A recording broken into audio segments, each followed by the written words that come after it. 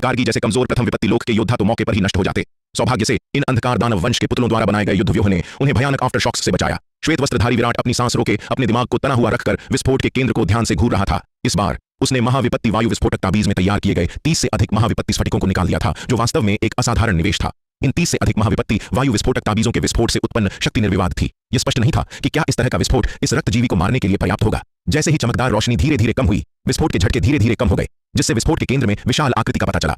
यह देखकर कि रक्तजीवी अभी भी जीवित था, श्वेत वस्त्रधारी विराट की पुतलियां सिकुड़ गईं और उसका दिल कस गया। एक षष्ठम विपत्ति लोक का विशेषज्ञ वास्तव में दुर्जेय था। इतना भयानक विस्फोट भी उसे मार नहीं पाया था, भले ही वह पहले से ही घायल था। आह, तू कमीने, मैं तुझे टुकड़ों में फाड़ दूंगा और तेरी हड्डियों को पीसकर राख कर दूंगा। रक्तजीवी ने श्वेत वस्त्रधारी विराट पर उग्रता से दहाड़ लगाई। वह विराट के विस्फोट से गंभीर रूप से घायल हो गया था। मूल रूप से इतने सारे योद्धाओं के मांस और साधना को निगलने के बाद उसकी चोटें काफी हद तक ठीक हो गई थीं। हालांकि अब श्वेत वस्त्रधारी विराट द्वारा स्थापित 30 से अधिक महाविपत्ति वायु विस्फोटक ताबीजों द्वारा बनाए गए मृत्यु व्यूह ने इसे एक और गंभीर झटका दिया था। न केवल उसके द्वारा निगले गए योद्धाओं के सभी मांस और साधना बेकार हो गए थे, बल्कि उसकी चोटें भी पहले की तुलना में बहुत अधिक गंभीर थीं। रक्तजीवी का क्रोध बढ़ता गया और उसने सीधे श्वेत वस्त्रधारी विराट पर प्रहार किया। यह देखकर श्वेत वस्त्रधारी विराट ने रक्तजीवी के उन्मादी हमलों को रोकने के लिए बेताबी से कोशिश करते हुए अपने 150 द्वितीय विपत्ति लोक के अंधकार दानव वंश के पुतलों में तेजी से हेरफेर किया। लेकिन अब कुंवर जयेश जैसे किसी भी व्यक्ति के बिना बोझ साझा करने में मदद करने के लिए और रक्तजीवी पूरी तरह से क्रोधित और लापरवाही से हमला कर रहा था, श्वेत वस्त्रधारी विराट ने खुद को बेहद खतरनाक स्थिति में पाया। यह देखकर चंद्रिका और अन्य लोगों ने श्वेत वस्त्रधारी विराट की मदद करने के लिए आगे बढ़ने की तैयारी करते हुए अपने अंधकार दानव वंश के पुतलों में तेजी से हेरफेर किया। और करीब मत आना, एक रक्षात्मक व्यूह बनाओ और खुद की रक्षा करो। चंद्रिका और अन्य लोगों की हरकतें देखकर श्वेत वस्त्रधारी विराट ने तत्काल चिल्लाते हुए कहा। उन अंधकार दानव पुतलों द्वारा गठित युद्ध व्यूह चंद्रिका और अन्य लोगों के जीवित रहने का सबसे बड़ा तुर्क का पत्ता था। अगर चंद्रिका और अन्य लोगों ने उसकी सहायता के लिए इन अंधकार दानव पुतलों का इस्तेमाल किया तो वे खुद पूरी तरह से रक्तजीवी के हमले के संपर्क में आ जाएंगे। एक बार जब इस रक्तजीवी ने हमला कर दिया तो चंद्रिका और अन्य लोग उन अंधकार दानव पुतलों की सुरक्षा के बिना विरोध करने के लिए शक्तिहीन हो जाएंगे और वध के लिए मेमने बन जाएंगे। विराट नहीं चाहता था कि उसकी मदद करने की कोशिश करते हुए चंद्रिका और अन्य लोगों को कोई हताहत होना पड़े। लेकिन युवा मास्टर विराट, आपका क्या? यह सुनकर चंद्रिका ने चिंता से पुकार लगाई।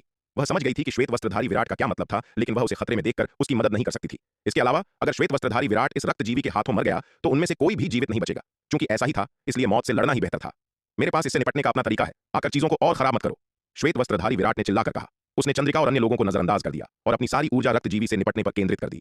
इस अत्यंत महत्वपूर्ण क्षण में विराट ने दांत पीसते हुए 50 द्वितीय विपत्ति लोक के अंधकार दानव पुतलों को नियंत्रित किया और रक्तजीवी की ओर हमला कर दिया।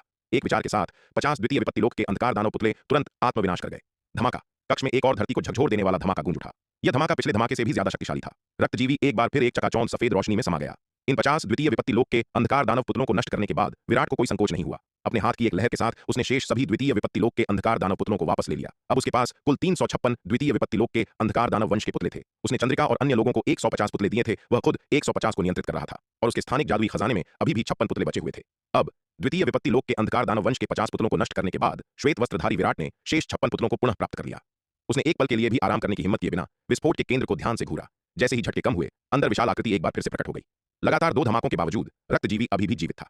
एक षष्ठम विपत्ति लोक के विशेषज्ञ की जीवन शक्ति वास्तव में बहुत ही दृढ़ थी, यहां तक कि ऐसा भयानक धमाका भी उसे नहीं मार सका। यह देखकर श्वेत वस्त्रधारी विराट ने दांत पीस लिए। रक्तजीवी की प्रतिक्रिया करने की प्रतीक्षा किए बिना उसने सभी द्वितीय विपत्ति लोक के अंधकार दानव वंश के पुतलों को नियंत्रित किया और एक बार फिर से रक्तजीवी की ओर प्रहार किया। जैसे ही 156 द्वितीय विपत्ति लोक के अंधकार दानव वंश के पुतले रक्तजीवी की ओर दौड़े, श्वेत वस्त्रधारी विराट का मन विचलित हो गया और 156 द्वितीय विपत्ति लोक के अंधकार दानव वंश के पुतलों में तुरंत फिर से विस्फोट हो गया। धमाका! कक्ष में एक भयानक धमाका हुआ। अविश्वसनीय रूप से शक्तिशाली विस्फोट ने श्वेत वस्त्रधारी विराट को पीछे की ओर उड़ा दिया और वह अपने पीछे की पत्थर की दीवार से भारी रूप से टकरा गया। इसके अलावा इस विस्फोट ने षष्ठम विपत्ति दिव्य अस्त्र के बाहरी प्रतिबंधों को पूरी तरह से नष्ट कर दिया। इतना ही नहीं, बल्कि विस्फोट की भयानक शक्ति से पूरा कक्ष भी बिखर गया।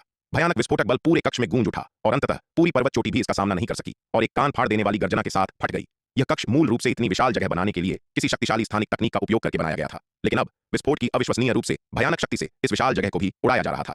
विस्फोट की संयुक्त शक्ति और स्थानिक पतन ने एक और भी भयानक शक्ति पैदा कर दी। अंततः पर्वत की चोटी जहां गुफा स्थित थी उड़ गई। उसका ऊपरी आधा हिस्सा टुकड़ों में बिखर गया। चट्टान के अनगिनत टुकड़े तोप के गोलों की तरह चारों दिशाओं में निकल पड़े। विस्फोट की अपार शक्ति के तहत चंद्रिका, पुनीत और अन्य लोगों ने अपने अंधकार दानव पुतलों को नियंत्रित किया और भयानक आफ्टर शॉक्स का डटकर सामना करने की कोशिश की। कड़क कड़क टकराने की आवाजों की एक श्रृंखला बज उठी, क्योंकि प्रथम विपत्ति लोक के अंधकार दानव पुतले भयानक आफ्टर शॉक्स का सामना करने में असमर्थ होकर दरारें दिखाने लगे। सौभाग्य से श्वेत वस्त्रधारी विराट ने उन्हें कई अंधकार दानव पुतले दिए थे। अगर प्रथम विपत्ति लोक के ये पुतले नहीं टिक सके तो उनके पास अभी भी 150 द्वितीय विपत्ति लोक के अंधकार दानव पुतले थे। विस्फोट के भयानक आफ्टर शॉक्स एक चाय पीने के पूरे समय तक चले, फिर धीरे धीरे कम हो गए। जब विस्फोट के आफ्टर शॉक्स कम हो गए तो वह पहाड़ जहां षष्ठम विपत्ति लोक के विशेषज्ञ की गुफा स्थित थी खंडहर में तब्दील हो गया था। पहाड़ का ऊपरी आधा हिस्सा टुकड़ों में उड़ गया था और निचले आधे हिस्से में गड्ढे हो गए थे।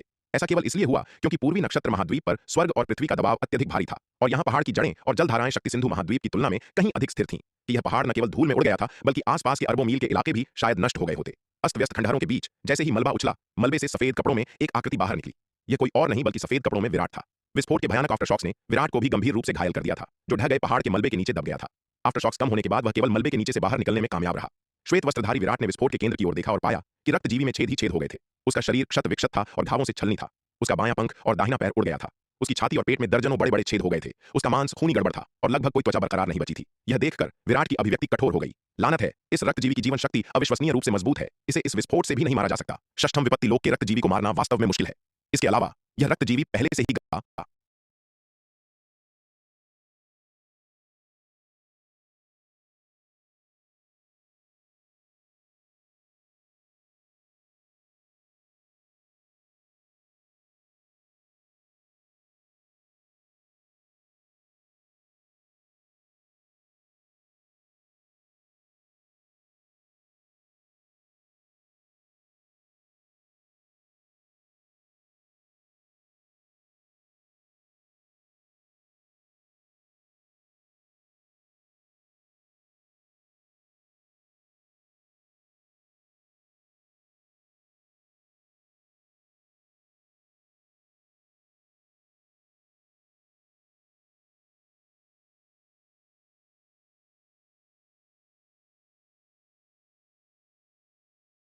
तो उसे जिस खतरे का सामना करना पड़ता, उसकी कल्पना भी नहीं की जा सकती थी।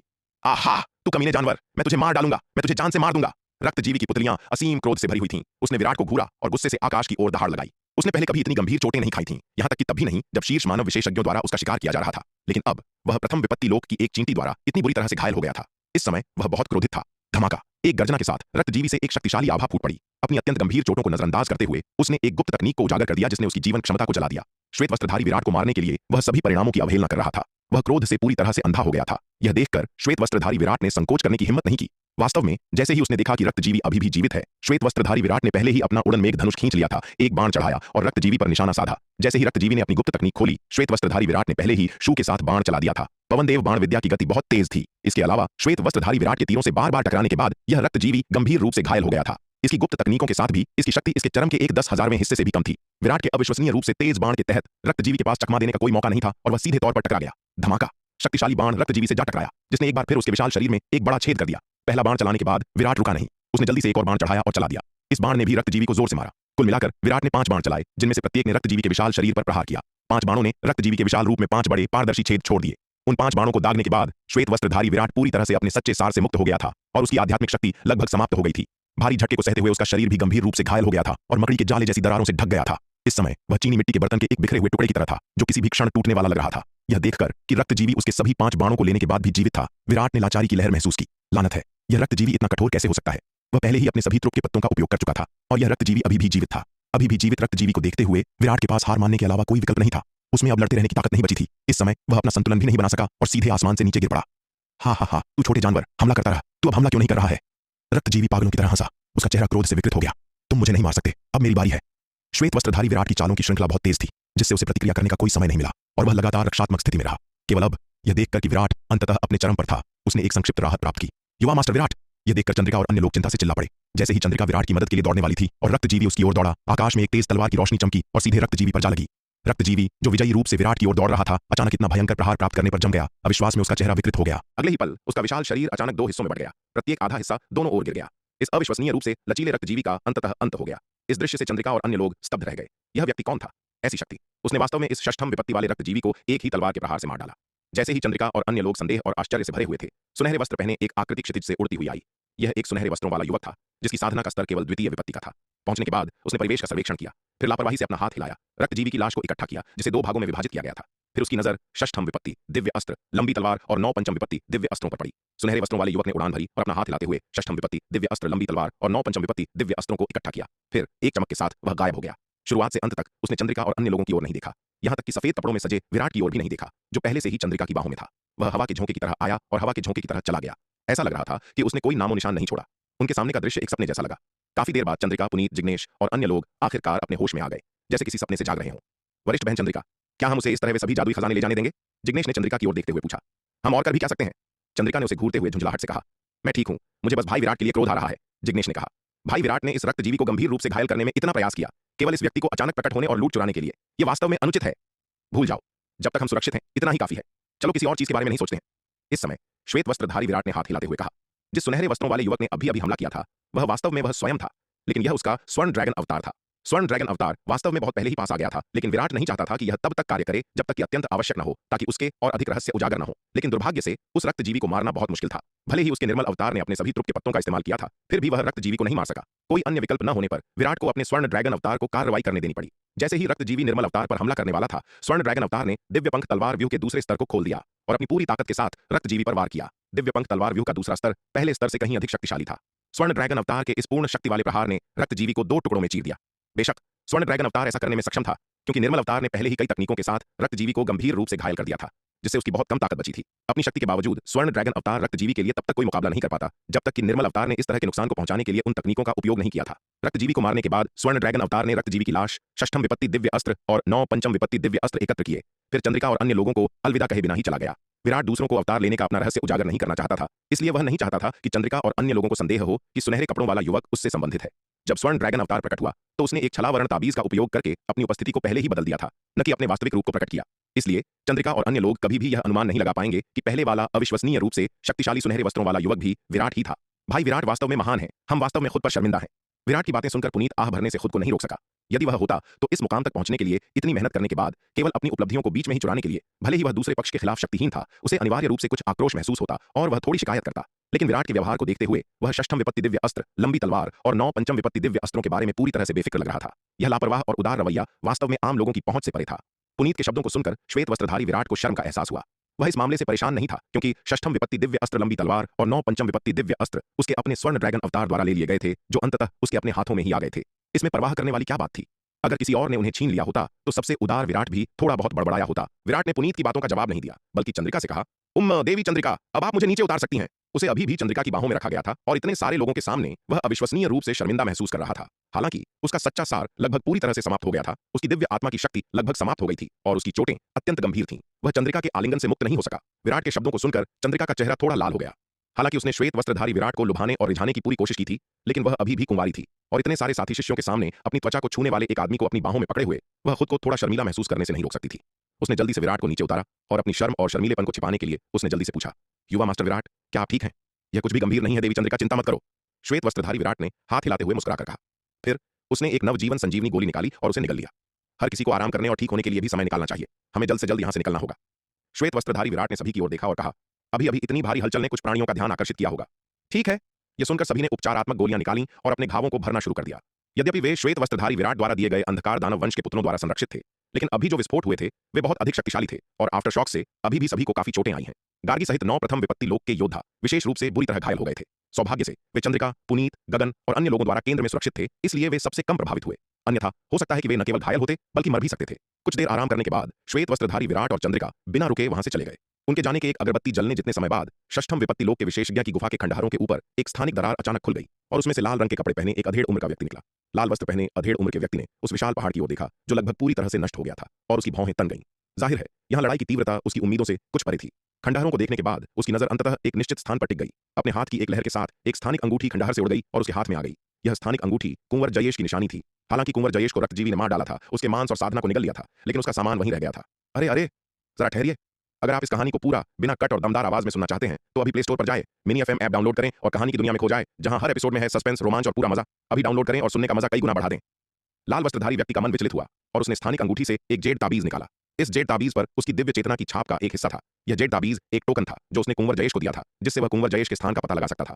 यह लाल वस्त्रधारी व्यक्ति एल्डर लोहिया था, जो महारक्तिम किला का एक प्रसिद्ध एल्डर था और एक अविश्वसनीय रूप से शक्तिशाली सप्तम विपत्ति लोक का विशेषज्ञ था। हालांकि वह कुंवर जयेश का गुरु नहीं था, लेकिन वह कुंवर जयेश का बहुत सम्मान करता था, इसलिए उसने उसे यह टोकन दिया था। यह टोकन कुंवर जयेश के संप्रदाय के बाहर प्रशिक्षण के दौरान उपयोग करने के लिए था।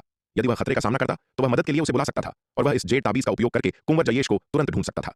लेकिन इस बार कुंवर जयेश मदद मांगे बिना ही मारा गया। उसे कुंवर जयेश की मौत का पता कुंवर जयेश के टूटे हुए जीवन पट्टिका की खबर सुनने के बाद ही चला। कुंवर जयेश की मृत्यु ने एल्डर लोहिया को बहुत क्रोधित कर दिया। आखिरकार उसे कुंवर जयेश से बहुत उम्मीदें थीं। उसने एक बार कुंवर जयेश से कहा था कि अगर कुंवर जयेश संप्रदाय प्रतियोगिता में अच्छी रैंकिंग हासिल करता है तो वह कुंवर जयेश को अपने शिष्य के रूप में लेने के लिए सहमत हो जाएगा। लेकिन अप्रत्याशित रूप से संप्रदाय प्रतियोगिता आधिकारिक तौर पर शुरू होने से पहले ही कुंवर जयेश की मृत्यु हो चुकी थी। इससे एल्डर लोहिया क्रोधित हो गया, जो उसे शिष्य के रूप में लेना चाहता था। वह बेताबी से जानना चाहता था कि उसके भावी शिष्य को मारने का दुस्साहस किसने किया है। उसने तुरंत कुंवर जयेश को दिए गए जेड ताबीज का इस्तेमाल किया ताकि कुंवर जयेश के स्थान का पता लगाया जा सके, स्थान को पार कर सके और अपने दिव्य चेतना अवतार को वहां भेज सके। हालांकि जब वह पहुंचा तो उसे कुंवर जयेश का शरीर नहीं मिला, केवल कुंवर जयेश द्वारा छोड़ी गई एक स्थानिक अंगूठी मिली।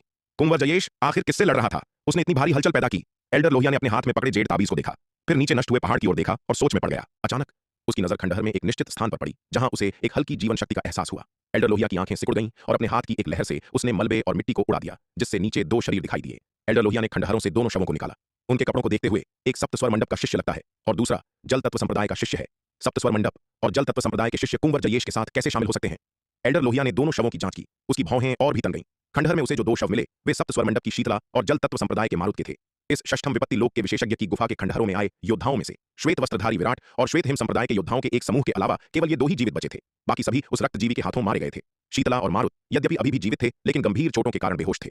एल्डर लोहिया ने उनकी ओर देखा, यह जानते हुए कि उनकी चोटों के साथ वे जल्दी नहीं जागेंगे। इसके अलावा वह केवल एक दिव्य चेतना अवतार लेकर आया था और कोई उपचारात्मक गोलियां नहीं लाया था, इसलिए वह उन्हें होश में नहीं ला सका। पहले उन्हें वापस ले चलते हैं। एल्डर लोहिया ने अचेत शीतला और मारुत को देखा और लापरवाही से उन्हें फटी हुई स्थानिक दरार में फेंक दिया, फिर चमकते हुए उनके पीछे दरार में चला गया। कुंवर जयेश की मौत का कारण जानने के लिए वह केवल शीतला और मारुत की ही जांच कर सकता था। एल्डर लोहिया के जाने के ठीक बाद दूर एक पहाड़ की चोटी के जंगल से दो आकृतियां धीरे धीरे बाहर आईं। एक लाल रंग के कपड़े पहने हुए था और दूसरा काले रंग के। वे लावण्या और भुवन थे। लावण्या ने नई बंद हुई स्थानिक दरार की ओर देखा। उसके चेहरे पर एक व्यंग्यात्मक अभिव्यक्ति थी। विराट, ओ विराट, हालांकि तुम हमेशा से चतुर रहे हो, लेकिन इस बार तुमने फिर भी एक गलती कर दी।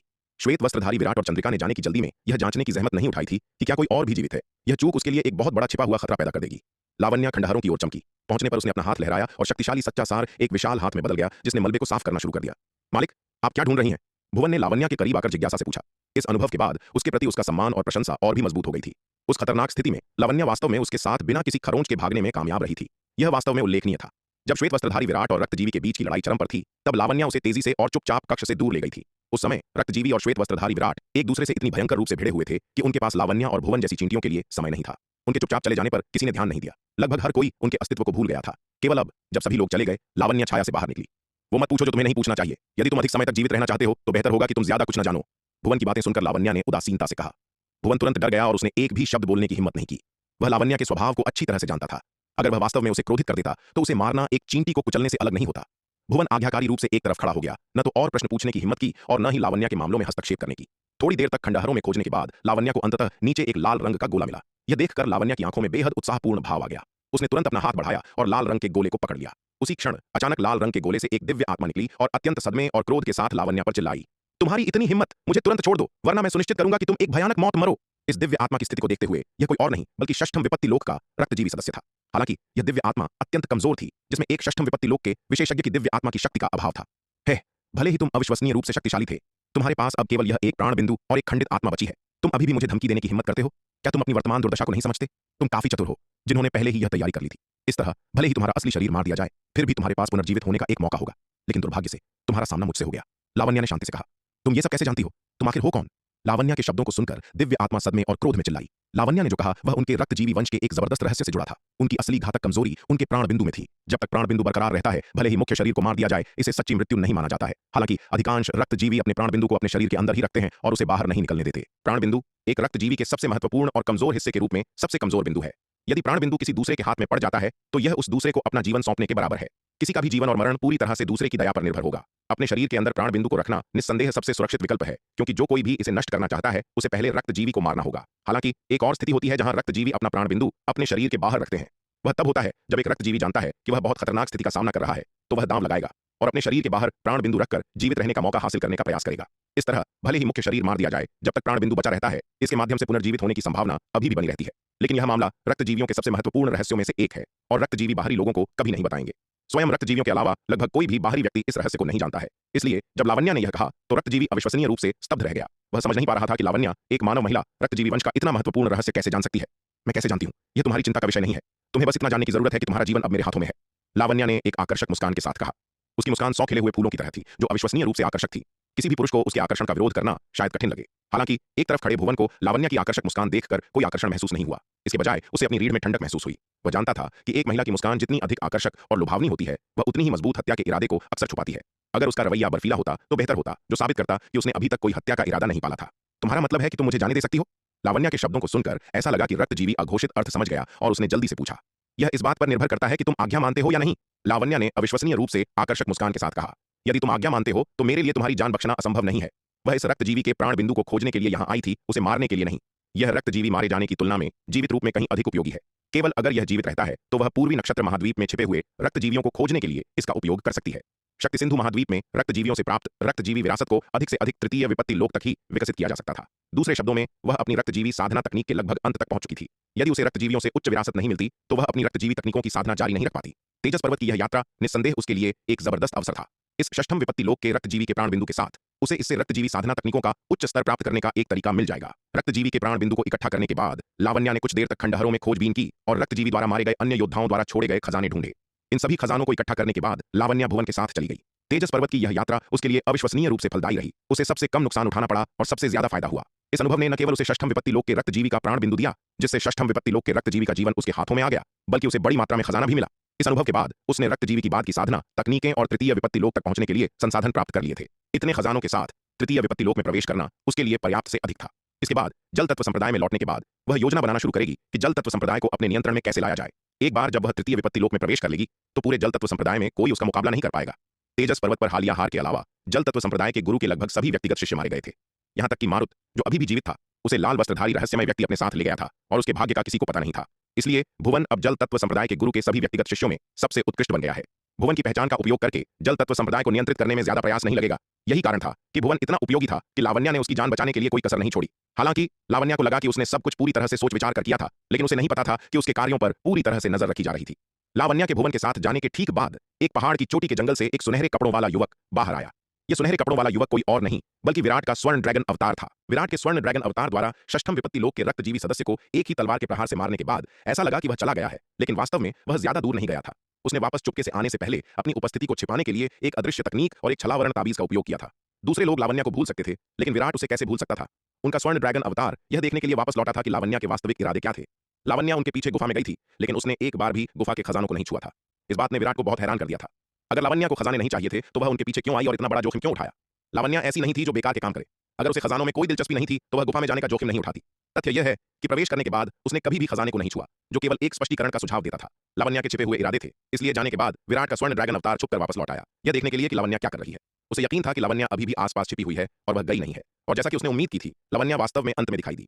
हालांकि इस प्रक्रिया के दौरान अभी भी एक अप्रत्याशित घटना हुई। विराट ने यह उम्मीद नहीं की थी कि महारक्तिम किला के लोग इस गुफा के खंडहरों की जांच करने के लिए स्थानिक मार्ग को चीर देंगे और वे शीतला और मारुत को भी अपने साथ ले जाएंगे। जब विराट ने लाल वस्त्रधारी व्यक्ति को कुंवर जयेश की स्थानिक अंगूठी से जेड ताबीज लेते देखा तो वह गुप्त रूप से ठंडे पसीने में भीग गया। उसे लंबे समय तक डर का एहसास हुआ। सौभाग्य से वह युद्ध के मैदान को साफ करने और मृत योद्धाओं द्वारा छोड़े गए खजानों की तलाश करने के लिए नहीं गया था। अन्यथा यदि वह कुंवर जयेश की स्थानिक अंगूठी अपने साथ ले जाता तो लाल वस्त्रधारी व्यक्ति शायद अब तक उसे ढूंढ चुका होता। अरे अरे, जरा ठहरिए। अगर आप इस कहानी को पूरा बिना कट इस गुफा के खंडहर की जांच करने के लिए सीधा एक स्थानिक मार्ग चीर देंगे और वे शीतला और मारुत को भी अपने साथ ले जाएंगे। जब विराट ने लाल वस्त्र पहने उस व्यक्ति को कुंवर जयेश की मायावी अंगूठी से जेड ताबीज निकालते देखा तो वह पसीने से भीग गया और उसके मन में एक खौफनाक डर बैठ गया। खुशकिस्मती से वह युद्ध भूमि को साफ करने और मृत योद्धाओं के छोड़े गए खजानों को खोजने नहीं गया था। अन्यथा अगर उसने कुंवर जयेश की मायावी अंगूठी अपने पास रखी होती तो लाल वस्त्र वाला वह व्यक्ति शायद अब तक उसे ढूंढ चुका होता। अगर वह कुंवर जयेश की मायावी अंगूठी को वापस शक्ति सिंधु महाद्वीप ले जाता और महारक्तिम किला के लोग उसे ढूंढते हुए आ जाते तो इसके परिणाम अकल्पनीय होते। विराट को अपने और तलवार संप्रदाय के भविष्य पर पूरा भरोसा था। अगर उन्हें पर्याप्त समय मिल जाए तो पूर्वी नक्षत्र महाद्वीप के महारक्तिम किला जैसे शक्तिशाली दुश्मनों से भी डरने की कोई बात नहीं थी। हालांकि मुख्य समस्या यह थी कि उसकी और तलवार संप्रदाय की वर्तमान ताकत अब भी बहुत कम थी। इतने बड़े खतरे का अभी सामना करना बेहद खतरनाक साबित हो सकता था। इस घटना ने विराट को एक बहुत बड़ा और गहरा सबक सिखाया था। ऐसा लग रहा था कि भविष्य में उसे बड़े संप्रदायों और शक्तिशाली ताकतों के शिष्यों से निपटते समय अधिक सावधान रहना चाहिए। कोई नहीं जानता था कि वे अपने पास कौन से छिपे हुए त्रुप के पत्ते रखे हों। उसे विशेष रूप से उनके सामान के प्रति बेहद सतर्क रहना था। उन्हें प्राप्त करने के बाद भी बेहद महत्वपूर्ण खजानों को छोड़कर उसे संभावित परेशानी से बचने के लिए बाकी सब कुछ नष्ट कर देने का प्रयास करना चाहिए।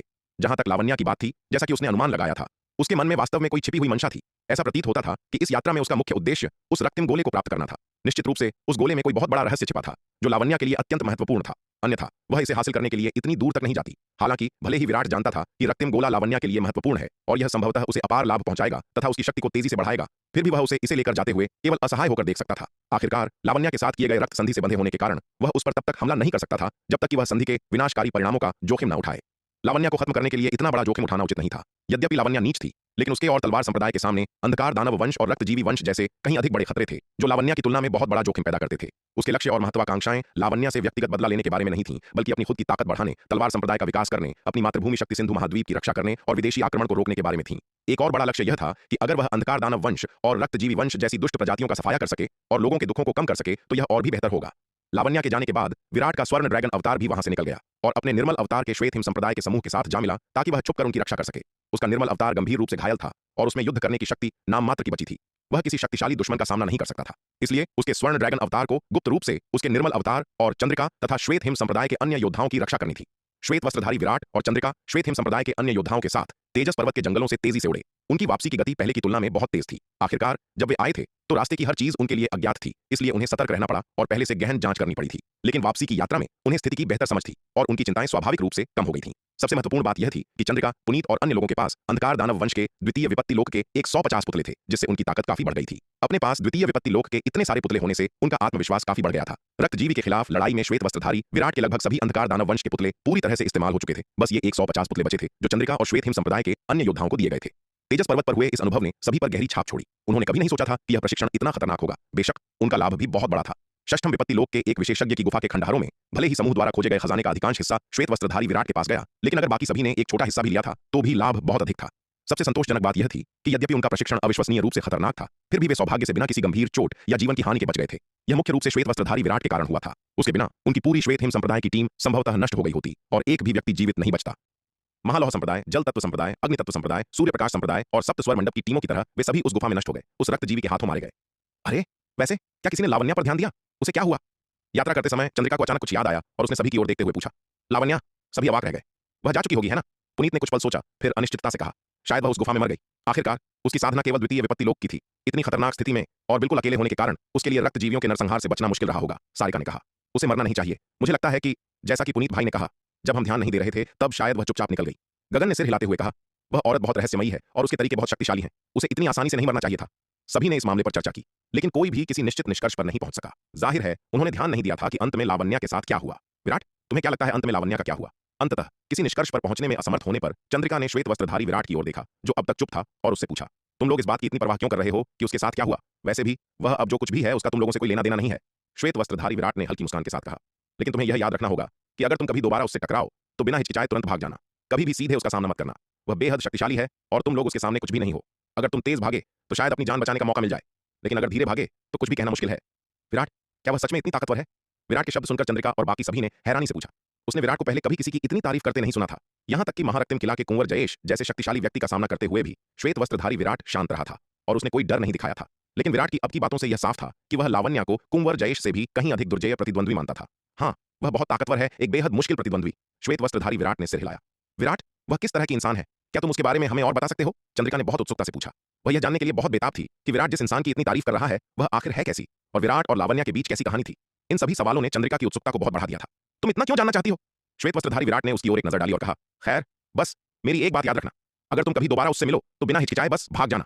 लावण्या उसके जीवन का सबसे बड़ा कलंक थी और विराट वास्तव में अब उसके बारे में कोई बात नहीं करना चाहता था। ही, मैंने नीलिमा दीदी से सुना है कि विराट भाई को उस औरत लावण्या के हाथों भारी नुकसान उठाना पड़ा था। यह विराट भाई के लिए एक दर्दनाक याद है और वह आमतौर पर इसका जिक्र नहीं करना चाहते। इसी समय गार्गी ने अचानक मुस्कुराते हुए कहा। गार्गी के शब्द सुनकर विराट का चेहरा सख्त हो गया। ये छोटी बच्ची इतनी नासमझ कैसे हो सकती है जो हमेशा सबसे संवेदनशील विषयों को ही छेड़ देती है? हालांकि यह सब उस बातूनी नन्ही चिड़िया के कारण था। वह हर किसी को सब कुछ बता देती थी। ऐसा लगता है कि उसे अभी भी उस मूर्ख नन्ही चिड़िया को सबक सिखाने का अवसर खोजना होगा ताकि भविष्य में वह इतनी बेलगाम न रहे और हर जगह उसके बारे में बुरी बातें न फैलाए। गार्गी, आखिर हुआ क्या था? हमें विस्तार से बताओ। गार्गी की बातें सुनकर चंद्रिका और बाकी सभी और भी उत्सुक हो गए। उन्होंने गार्गी की ओर देखा और गपशप करने वाले भाव के साथ पूछा, गार्गी, तुम क्या बकवास कर रही हो? तुम हर तरह की बेतुकी बातें कह रही हो। उसी समय गगन ने गार्गी को घूरते हुए झुंझलाहट के साथ कहा। यह मामला स्पष्ट रूप से विराट की प्रतिष्ठा पर एक काला धब्बा था और विराट के हाव भाव से यह साफ था कि वह इसके बारे में बात करने के लिए बिल्कुल भी तैयार नहीं था। गार्गी के शब्द सार्वजनिक रूप से विराट की दुखती रग पर हाथ रखने जैसे थे। यह छोटी लड़की थोड़ी नासमझ थी और उसे अपनी बातों पर संयम नहीं था। वह हर चीज के बारे में बकवास करती रहती थी। गगन की बात सुनकर गार्गी ने तब ध्यान दिया कि श्वेत वस्त्रधारी विराट का चेहरा कुछ ठीक नहीं लग रहा था। उसने अपनी जीभ बाहर निकाली और जल्दी से श्वेत वस्त्रधारी विराट से माफी मांगी। विराट भाई, मुझे माफ कर दीजिए, मेरा वह मतलब नहीं था। कोई बात नहीं। गार्गी के शब्द सुनकर विराट ने बस अपना हाथ हिलाया और कहा, चलो अब इन पुरानी बातों को दोबारा नहीं छेड़ते हैं। वह और कर भी क्या सकता था? क्या वह इस बात के लिए गार्गी को डांट सकता था?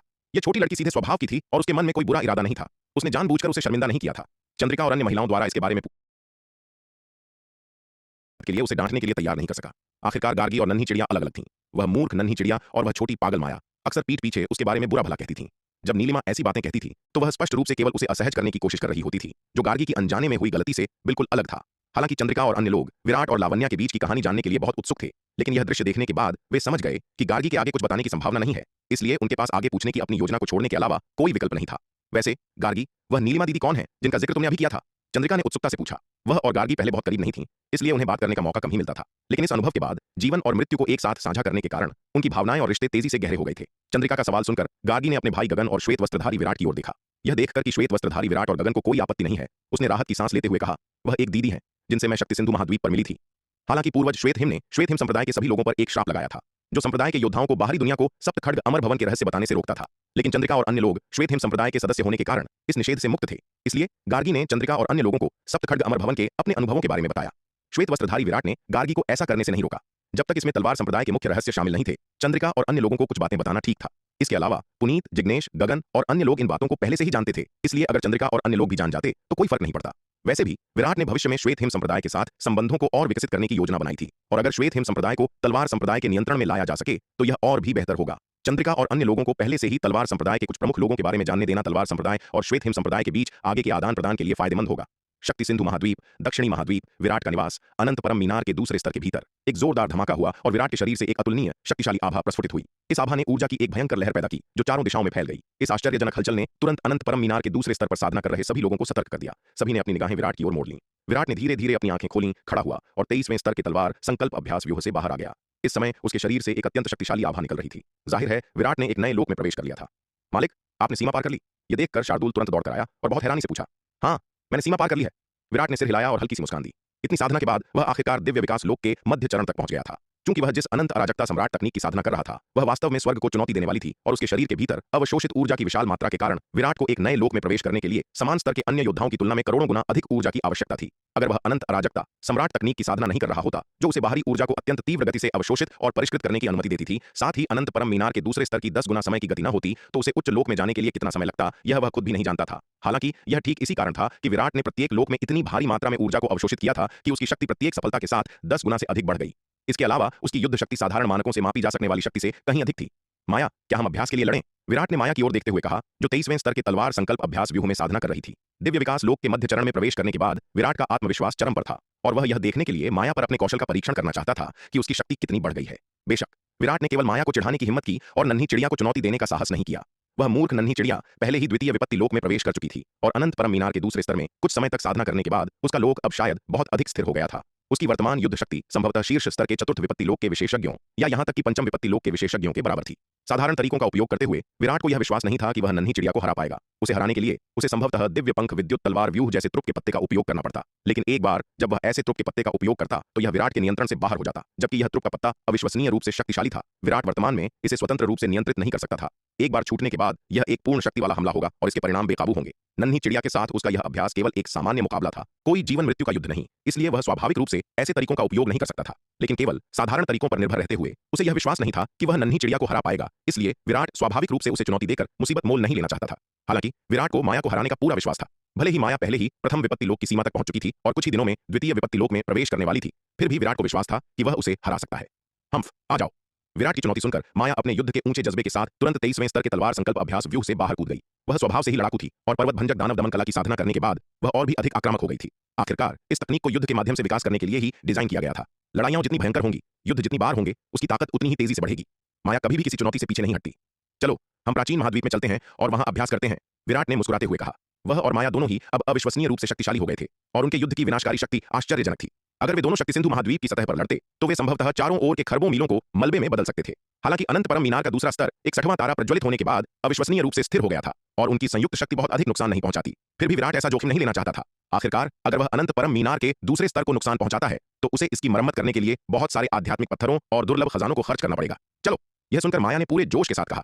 तुरंत ही वे दोनों अनंत परम मीनार के दूसरे स्तर के स्थानिक स्थानांतरण व्यूह के माध्यम से प्राचीन महाद्वीप में प्रवेश कर गए। यह देखकर शार्दूल, नन्ही चिड़िया और विशाल कछुआ भी उनके पीछे पीछे चले गए। हरे वस्त्रधारी बालक भी वहां जाने के लिए मचल रहा था, लेकिन जैसे ही वह स्थानिक स्थानांतरण व्यूह के पास पहुंचा और उसमें प्रवेश करने ही वाला था, एक सुनहरी रोशनी ने उसे टक्कर मारी और उसे दूर फेंक दिया। हरे वस्त्रधारी बालक कुछ दूरी पर जमीन पर जोर से गिरा और धूल मिट्टी से सन गया। इतनी जोरदार मार पड़ने के बावजूद बालक ने थोड़ी सी भी असहमति दिखाने की हिम्मत नहीं की। वह लड़खड़ाते हुए अपने पैरों पर खड़ा हुआ, एक जबरदस्ती की मुस्कान बिखेरी और बोला, मैं अंदर नहीं जाऊंगा, बिल्कुल नहीं जाऊंगा, लेकिन अगली बार क्या आप कृपया पहले विनम्रता से बात कर सकते हैं? हम सभी सभ्य लोग हैं, क्या आप कृपया इतनी आसानी से हिंसा का सहारा नहीं ले सकते? हालांकि जैसे ही उसने बोलना समाप्त किया, आसमान से एक और सुनहरी रोशनी उतरी और उससे आ टकराई। इस हमले का सामना करते हुए नीले वस्त्रधारी बालक को बचने का कोई मौका नहीं मिला और वह एक बार फिर से दूर जा गिरा।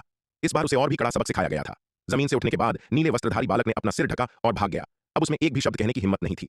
दरअसल उसने पहले भी प्राचीन महाद्वीप में प्रवेश करने की कोशिश की थी, यह देखने के लिए कि वह जगह कैसी है। लेकिन उस समय अनंत परम मीनार ने उसे चेतावनी दी थी कि उसका अपना स्तर बहुत ऊंचा था और उसे प्राचीन महाद्वीप में स्थानांतरित करने के लिए आवश्यक ऊर्जा अत्यंत आश्चर्यजनक होगी। अगर उसे प्राचीन महाद्वीप में भेजा गया तो यह संभवतः अनंत परम मीनार के दूसरे स्तर पर प्रज्वलित सभी सितारों को बुझा देगा। उस समय अनंत परम मीनार ने तुरंत हमला नहीं किया था, बल्कि उसे केवल एक चेतावनी दी थी। हालांकि उसे यह उम्मीद नहीं थी कि यह बालक उसकी बातों को पूरी तरह से नजरअंदाज कर देगा और फिर से प्राचीन महाद्वीप में भागने की कोशिश करेगा। इस बार अनंत परम मीनार क्रोधित हो गई और खुद को रोक नहीं पाई। उसने तुरंत बालक को 2 जोरदार झटके दिए। बालक को आज्ञाकारी बनते देख अनंत परम मीनार का क्रोध थोड़ा शांत हो गया। ऐसा लग रहा था कि विराट सही था, इस बालक को सबक सिखाने की जरूरत थी, अन्यथा उसे यह नहीं पता चलता कि व्यवहार कैसे करना है।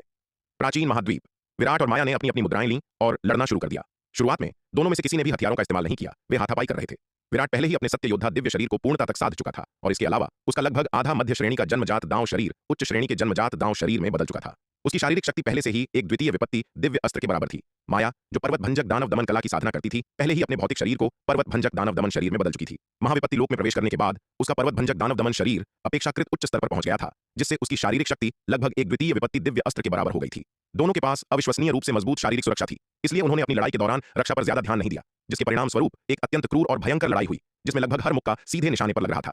एक अगरबत्ती जलने भर के समय तक लड़ने के बाद विराट ने माया को मुक्का मारा, जिससे वह सैकड़ों मील दूर जा गिरी और उसने प्रशंसा के भाव के साथ कहा, माया, बहुत अच्छे, तुम्हारी हाल की साधना ने काफी प्रगति की है। हालांकि विराट के ये प्रशंसा भरे शब्द माया को अत्यंत कठोर लगे। विराट के साथ उसकी लड़ाई बराबरी की लग रही थी, लेकिन वास्तव में वह पूरी तरह से दब गई थी। उसे यह भी याद नहीं था कि एक अगरबत्ती जलने भर के इतने कम समय में विराट ने उस पर कितने भारी मुक्के जड़े थे। भले ही उसकी शारीरिक सुरक्षा अविश्वसनीय रूप से मजबूत थी, लेकिन विराट का हर भारी मुक्का असहनीय था।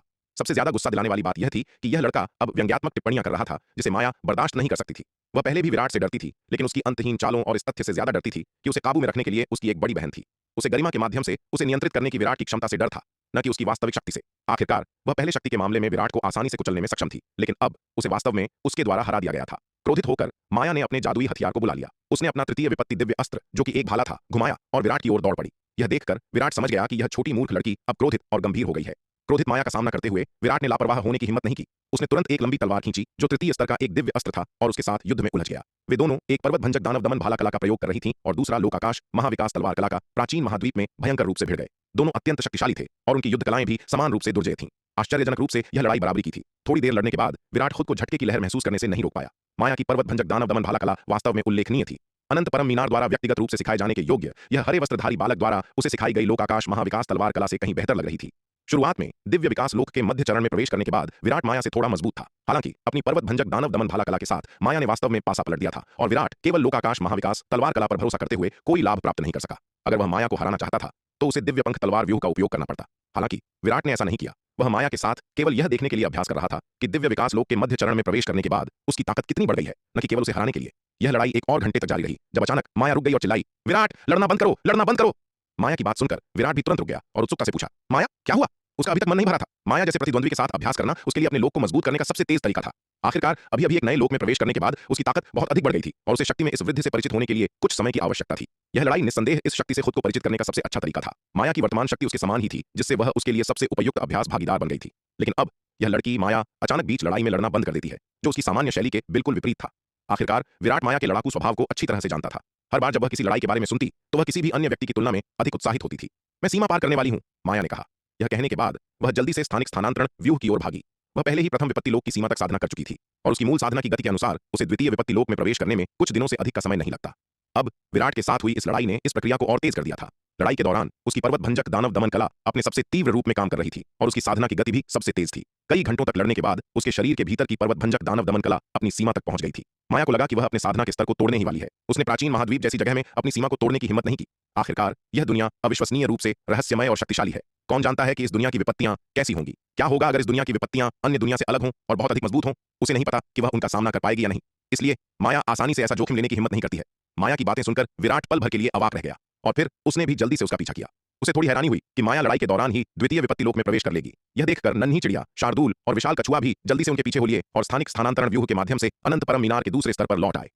माया ने अनंत परम मीनार के दूसरे स्तर को छोड़ दिया और स्थानिक स्थानांतरण व्यूह के माध्यम से शून्य समाधि महाद्वीप पर बैंगनी तलवार संप्रदाय में जल्दी से पहुंच गई। जैसे ही वह बैंगनी तलवार संप्रदाय के मुख्य शिखर पर पहुंची, उसके लोक को और अधिक दबाया नहीं जा सका। एक जोरदार धमाके के साथ उसके शरीर से एक अतुलनीय रूप से शक्तिशाली आभा प्रस्फुटित हुई। जिस क्षण उसने सीमा पार की, दुनिया उसके साथ प्रतिध्वनित होने लगी। बैंगनी तलवार संप्रदाय के ऊपर अनगिनत काले बादल तेजी से उठने लगे। ये बादल जल्दी ही एक साथ आ गए, तेजी से घूमने लगे और अंततः असीम स्वर्गीय शक्ति ले जाने वाले एक विपत्ति के बादल का रूप ले लिया। विराट, नन्ही चिड़िया, शार्दूल, विशाल कछुआ और अन्य लोग इसके तुरंत बाद पहुंचे। ठीक उसी समय जब यह दृश्य घटित हो रहा था, माया की सफलता की खबर भी तेजी से फैल गई और कई लोग इस नजारे को देखने के लिए दौड़ पड़े। बूम! जल्द ही आकाश में विपत्ति के बादल ने स्वर्गीय बिजली को छोड़ना शुरू कर दिया। विपत्ति के बादल से स्वर्गीय बिजली का एक के बाद एक बोल्ट उतरा जो माया से जा टकराया। शुरुआत में माया ने इन स्वर्गीय बिजली के बोल्टों को पूरी तरह से नजरअंदाज कर दिया और इन स्वर्गीय बिजली के बोल्टों के लिए माया के भौतिक शरीर को भेदना और उसे कोई नुकसान पहुंचाना मुश्किल था। जब तक आकाश से 17वीं स्वर्गीय बिजली नहीं उतरी तब तक माया का शरीर थोड़ा भी नहीं हिला था। जब 18वीं स्वर्गीय बिजली भी उतरी तो माया ने आकाश की ओर देखा और इस स्वर्गीय बिजली की ओर मुक्का मारा। एक कान फाड़ देने वाली गर्जना के साथ माया के मुक्के से स्वर्गीय बिजली चकनाचूर हो गई। बेहद शक्तिशाली मुक्के के इरादे ने बिजली को तितर-बितर करने के बाद सीधे विपत्ति के बादलों पर प्रहार किया और उन्हें भी बिखेर दिया। यह दृश्य काफी हद तक उस समय से मिलता जुलता था जब विराट के स्वर्ण ड्रैगन अवतार ने द्वितीय विपत्ति लोक में प्रवेश किया था। विपत्ति के बादलों को बिखेरने के बाद माया ने थोड़ी आत्मसंतुष्टि के साथ विराट की ओर देखा। उसका आत्मसंतुष्ट रूप ऐसा लग रहा था मानो कह रहा हो, देखो जो तुम कर सकते हो वह मैं भी कर सकती हूँ। यह देखकर विराट अवाक रह गया। यह छोटी मूर्ख लड़की, ऐसा लग रहा था कि लड़ाई के बाद वह काफी असंतुष्ट थी। अब जब उसने एक ही मुक्के से विपत्ति के बादलों को बिखेर दिया था तो वह उसके सामने अकड़ने लगी थी। विराट ने उसे पूरी तरह से नजरअंदाज कर दिया। वह मुड़ा और बैंगनी तलवार संप्रदाय को छोड़ दिया और अपनी एकांत साधना को जारी रखने के लिए शक्ति सिंधु महाद्वीप और अपने निवास पर लौट आया। यह देखकर माया भी तुरंत उसके पीछे दौड़ पड़ी। विराट के निवास पर लौटने और अनंत परम मीनार के दूसरे स्तर में प्रवेश करने के बाद माया दौड़कर विराट के पास गई और बोली, विराट, हमारी लड़ाई अभी पूरी नहीं हुई थी, चलो फिर से शुरू करते हैं। तुम्हारी लड़ाई अभी पूरी नहीं हुई थी? विराट ने उसकी ओर देखते हुए पूछा। हाँ बिल्कुल, चलो आगे लड़ते हैं, माया ने अपने हाथ मलते हुए उत्साह से कहा। अब उसने द्वितीय विपत्ति लोक में प्रवेश कर लिया था। उसकी ताकत आसमान छू रही थी। अगर वह फिर से विराट के साथ अभ्यास करती तो उसे यकीन था कि वह उसे आसानी से कुचल सकती है। इस अवसर का लाभ उठाकर विराट की अच्छी तरह से पिटाई करने के बारे में सोचते हुए माया ने उत्साह की एक लहर महसूस की। शार्दूल, माया कह रही है कि उसकी लड़ाई अभी पूरी नहीं हुई है, तुम आकर उसके साथ क्यों नहीं खेलते? विराट ने अपने पीछे पीछे आए शार्दूल की ओर मुड़कर कहा। वह मूर्ख नहीं था। वह जानता था कि द्वितीय विपत्ति लोक में प्रवेश करने के बाद माया की ताकत बहुत बढ़ गई है। उसे लड़ने जाने का मतलब खुद मार खाने के लिए निमंत्रण देना होगा। माया के द्वितीय विपत्ति लोक में प्रवेश करने के बाद उसे हराने का उसके पास एकमात्र तरीका दिव्य पंख विद्युत तलवार व्यूह के दूसरे स्तर को खोलना था। हालांकि दिव्य पंख विद्युत तलवार व्यूह के दूसरे स्तर की शक्ति बहुत अधिक थी और माया इसका सामना बिल्कुल नहीं कर सकती थी। अगर माया के पास शार्दूल की ताकत होती तो विराट बिना किसी रोक टोक के उसके साथ लड़ सकता था, क्योंकि शार्दूल की ताकत के साथ भले ही वह पूरी शक्ति से दिव्य पंख विद्युत तलवार व्यूह के दूसरे स्तर का उपयोग करता, फिर भी शार्दूल इसका सामना कर सकता था। अगर वह इसका सामना नहीं भी कर पाता तो शार्दूल को ज्यादा से ज्यादा मामूली चोटें आती और उसकी जान को कोई खतरा नहीं होता। लेकिन माया के मामले में कोई गारंटी नहीं थी। अगर वह नियंत्रण खो देता तो माया दिव्य पंख विद्युत तलवार व्यूह के दूसरे स्तर के तहत मर सकती थी। इसलिए विराट स्वाभाविक रूप से उसके खिलाफ इतनी शक्तिशाली चाल का उपयोग करने का जोखिम लेने की हिम्मत नहीं करता, क्योंकि वह उसे साधारण तरीकों से नहीं हरा सकता था और दिव्य पंख विद्युत तलवार व्यूह के दूसरे स्तर का उपयोग करने से माया के जीवन को नुकसान हो सकता था। तो लड़ाई जारी रखने का क्या मतलब था? जी मालिक। शार्दूल यह सुनकर जल्दी से राजी हो गया। फिर वह माया की ओर मुड़ा और बोला, माया आ जाओ, शार्दूल तुम्हारे साथ फिर से अभ्यास करेगा। हम्फ, मूर्ख बाघ, तुम्हारे साथ कौन अभ्यास करना चाहता है? माया ने नाक भौं से कोड़ते हुए कहा। जब नन्ही चिड़िया ने द्वितीय विपत्ति लोक में प्रवेश किया था तब वह शार्दूल की ताकत को पहले ही देख चुकी थी। उस समय शार्दूल पहले से ही इतना शक्तिशाली था और अब अनंत परम मीनार के दूसरे स्तर में कई महीनों तक साधना करने के बाद उसकी ताकत पहले से कहीं अधिक मजबूत होगी। अगर उसे शार्दूल से लड़ना पड़ा तो वह शायद एक राउंड भी नहीं टिक पाएगी। वह ऐसा अपमानजनक काम नहीं करेगी। माया, चलो चलते हैं, उनके बारे में चिंता मत करो। इस समय नन्ही चिड़िया ने माया का हाथ पकड़ा और वहां से जाने वाली थी। अब जब वह और माया दोनों द्वितीय विपत्ति लोक में प्रवेश कर चुके थे तो पूर्वी नक्षत्र महाद्वीप में जाने और नीली माया मंडप के अपने महान कार्य को जारी रखने का समय आ गया था। नन्ही चिड़िया और माया को जाते देखकर विराट ने उन्हें नहीं रोका। अनंत परम मीनार के दूसरे स्तर में एकांत में साधना करते हुए पिछले कुछ साल बिताकर उन्होंने पहले ही काफी अच्छा प्रदर्शन किया था। अब जब उन्होंने द्वितीय विपत्ति लोक में प्रवेश कर लिया था तो उनके लिए कुछ समय आराम करने का समय आ गया था। अन्यथा अगर वह उन पर ज्यादा दबाव डालता तो ये दोनों लड़कियां उसके खिलाफ बगावत कर सकती थीं। नन्ही चिड़िया माया को अपने साथ खींचते हुए कुछ कदम आगे बढ़ी। तभी अचानक उसकी नजर दूर रखे 4 खजानों पर पड़ी। नवनाग दिव्य अग्निढाल की एक प्रतिकृति, महापर्वत मुहर, जादुई कंगन और वज्र सुरक्षा मणि का। वह तुरंत चमकते हुए वहां गई और उसने चारों खजानों को इकट्ठा कर लिया। मूर्ख चिड़िया, तुम इन 4 खजानों का क्या करने वाली हो? विराट ने हैरान होते हुए पूछा। नन्ही चिड़िया की वर्तमान ताकत के साथ ये 4 खजाने पूरी तरह से बेकार थे।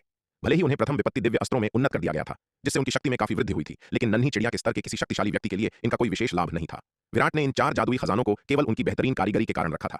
हालांकि मुझे इनकी आवश्यकता नहीं है, लेकिन मैं इन्हें वानिया को दे सकती हूँ, नन्ही चिड़िया ने कहा। नीली माया मंडप के इस भव्य उद्यम की शुरुआत में वानिया ने उनकी बहुत मदद की थी और नन्ही चिड़िया सोच रही थी कि उसे धन्यवाद कैसे दिया जाए। अब इन 4 जादुई खजानों को देखकर, जो पहले से ही प्रथम विपत्ति दिव्य अस्त्रों में उन्नत हो चुके थे, उसने तुरंत उन्हें ले लिया। यह सुनकर विराट निशब्द रह गया। यह मूर्ख नन्ही चिड़िया इतनी उत्साही कब से हो गई? हालांकि वानिया के साथ उसके अच्छे संबंध थे, लेकिन वे आमतौर पर एक दूसरे से ज्यादा बातचीत नहीं करते थे। नन्ही चिड़िया की तरफ से अचानक उपहारों की इस पेशकश ने विराट को कुछ अजीब महसूस कराया। हालांकि विराट को थोड़ा अजीब लगा, लेकिन उसने इस बारे में ज्यादा नहीं सोचा। हालांकि विराट ने सपने में भी नहीं सोचा था कि उसकी बेटी वान्या नन्ही चिड़िया और माया के साथ मिलकर बाहरी दुनिया के लिए एक गुप्त मार्ग खोल चुकी थी। नन्ही चिड़िया और माया के जाने के बाद विराट ने अपनी एकांत साधना जारी रखी। जब से उसके निर्मल अवतार ने तेजस पर्वत के परीक्षणों का अनुभव किया था और षष्ठम विपत्ति लोक के रक्तजीवी से लड़ाई की थी और चंद्रिका से यह जाना था कि शक्ति सिंधु महाद्वीप न केवल अंधकार दानव वंश के क्षेत्र की सीमा से लगा है बल्कि रक्तजीवी वंश के क्षेत्र से भी लगा हुआ है, विराट असहज हो गया था। इस भारी दबाव के कारण वह एक पल के लिए भी आराम करने की हिम्मत नहीं कर पाता था। जितनी जल्दी हो सके अपनी ताकत बढ़ाकर ही वह शक्ति सिंधु महाद्वीप को विदेशी दुश्मनों के आक्रमण से बचा सकता था। विराट को इतनी लगन से साधना करते देख शार्दूल और विशाल कछुए ने भी अपनी कड़ी मेहनत जारी रखी। छोटी वानिया, देखो मैं तुम्हारे लिए क्या अच्छी चीजें लेकर आई हूं। वानिया गठबंधन के मुख्यालय में नन्ही चिड़िया और माया पहुंचे और वानिया को ढूंढकर उत्साह से बोले, नीलिमा दीदी, आप मेरे लिए क्या अच्छी चीजें लाई हैं? वानिया ने उत्सुकता से पूछा। देखो यह क्या है? नन्ही चिड़िया ने अपने पंख फड़फड़ाए और चार खजाने नवनाग दिव्य अग्निढाल की प्रतिकृति, महापर्वत मुहर, जादुई कंगन और वज्र सुरक्षा मणिका उसके सामने तैरने लगे। ओह नीलिमा दीदी, आप ये चार खजाने भी ले आई? ये देखकर वान्या खुशी से झूम उठी। वास्तव में वह स्वाभाविक रूप से जानती थी कि इन चार खजानों को पारलौकिक दिव्य अस्त्रों में कब उन्नत किया गया था। हालांकि यह तथ्य कि उसने, नन्ही चिड़िया और माया ने गुप्त रूप से श्वेत हिम महाद्वीप की यात्रा करने के लिए एक स्थानिक स्थानांतरण व्यूह स्थापित किया था, वान्या को कुछ हद तक दोषी महसूस करा रहा था। इसलिए भले ही वह इन चार खजानों के प्रति बहुत आकर्षित थी जिन्हें महाविपत्ति लोक के दिव्य अस्त्रों के रूप में उन्नत किया जा चुका था, उसने विराट से उन्हें मांगने की हिम्मत नहीं की। अप्रत्याशित रूप से आज नन्ही चिड़िया सचमुच इन चार खजानों को उसके पास ले आई। मुझे पता है कि तुम्हें ये चार खजाने बहुत पसंद हैं, इसलिए मैं आज इन्हें तुम्हारे लिए ले आई, नन्ही चिड़िया ने अपने पंख फड़फड़ाते हुए कहा। नीलिमा दीदी, क्या मेरे पिता को पता है कि आपने ये चार खजाने ले लिए हैं? वान्या ने सावधानी से पूछा। अरे छोटी वान्या, उस बारे में चिंता मत करो, मैंने तुम्हें जो दिया है वह बिल्कुल स्पष्ट रूप से दिया है, नन्ही चिड़िया ने अपने पंख फड़फड़ाते हुए कहा। विराट ने मुझे ये चार खजाने लेते हुए देखा और उसने कुछ नहीं कहा। विराट की वर्तमान संपत्ति के साथ महाविपत्ति लोक के चार साधारण दिव्य अस्त्र उसके लिए कुछ भी नहीं है। वह ऐसी चीजों की बिल्कुल परवाह नहीं करता है। नन्ही चिड़िया की बात गलत नहीं थी। आजकल तलवार संप्रदाय के पास कम से कम 7 या 800 महाविपत्ति लोक के दिव्य अस्त्र हैं, यदि 1000 नहीं है। विराट वास्तव में 4 महाविपत्ति लोक के दिव्य अस्त्रों की बहुत परवाह नहीं करता है, विशेष रूप से जब से उसके निर्मल अवतार ने तेजस पर्वत की अपनी प्रशिक्षण यात्रा के दौरान एक षष्ठम विपत्ति लोक का दिव्य अस्त्र और 10 पंचम विपत्ति लोक के दिव्य अस्त्र प्राप्त किए हैं। उसकी संपत्ति और भी अधिक हो गई है और वह महाविपत्ति लोक के दिव्य अस्त्रों की परवाह और भी कम करता है। बहुत बहुत धन्यवाद नीलिमा दीदी, नन्ही चिड़िया के शब्द सुनकर वान्या ने उत्साह से कहा। फिर उसने खुशी खुशी चारों खजानों को दूर रख दिया। वह वास्तव में इन चार खजानों को प्यार करती थी। हालांकि जैसे जैसे उसकी ताकत बढ़ती गई, ये चार खजाने उसकी जरूरतों को पूरा करने में तेजी से विफल होने लगे। इसलिए उसने उन्हें अनंत परम मीनार के दूसरे स्तर में फेंक दिया, इस उम्मीद में कि एक दिन उन्हें महाविपत्ति लोक के दिव्य अस्त्रों के रूप में उन्नत किया जा सके। अप्रत्याशित रूप से उसकी शुरुआती उम्मीद वास्तव में सच हो गई थी। हा हा हा हा, छोटी वान्या, तुम मेरे साथ इतनी औपचारिकता क्यों दिखा रही हो? तुमने मेरी इतनी मदद की है, मुझे तो अभी तक तुम्हें धन्यवाद देने का मौका भी नहीं मिला, नन्ही चिड़िया ने अपने पंख फड़फड़ाते हुए कहा। ठीक है, हमने तुम्हें चीजें दे दी हैं, अब हमें चलना चाहिए। यह कहते हुए वह माया की ओर मुड़ी और बोली, माया चलो चलें। नीलिमा दीदी, माया दीदी, आप लोग कहां जा रही हैं? वान्या ने यह सुनकर जल्दी से पूछा। हम पहले ही द्वितीय विपत्ति लोक में प्रवेश कर चुके हैं और विराट अब हमारी परवाह नहीं करता है। स्वाभाविक रूप से हम अपनी नियोजित रणनीति को लागू करना और नीलिमाया मंडप के अपने महान कार्य को पूरा करना जारी रखेंगे, नन्ही चिड़िया ने असीम गर्व के साथ कहा। जब से शार्दुल के पंजे से उड़ते हुए भेजा गया था, नन्ही चिड़िया को लगा था कि इस जीवन काल में ताकत में शार्दुल को पीछे छोड़ना उसके लिए असंभव है। उस मूर्ख बाघ को पीछे छोड़ने का एकमात्र तरीका पैसे कमाकर युद्ध के गुण जमा करना था। नीलिमा दीदी, माया दीदी, मुझे भी जाना है। नन्ही चिड़िया के शब्द सुनकर वान्या ने नन्ही चिड़िया की ओर दयनीय दृष्टि से देखा और कहा।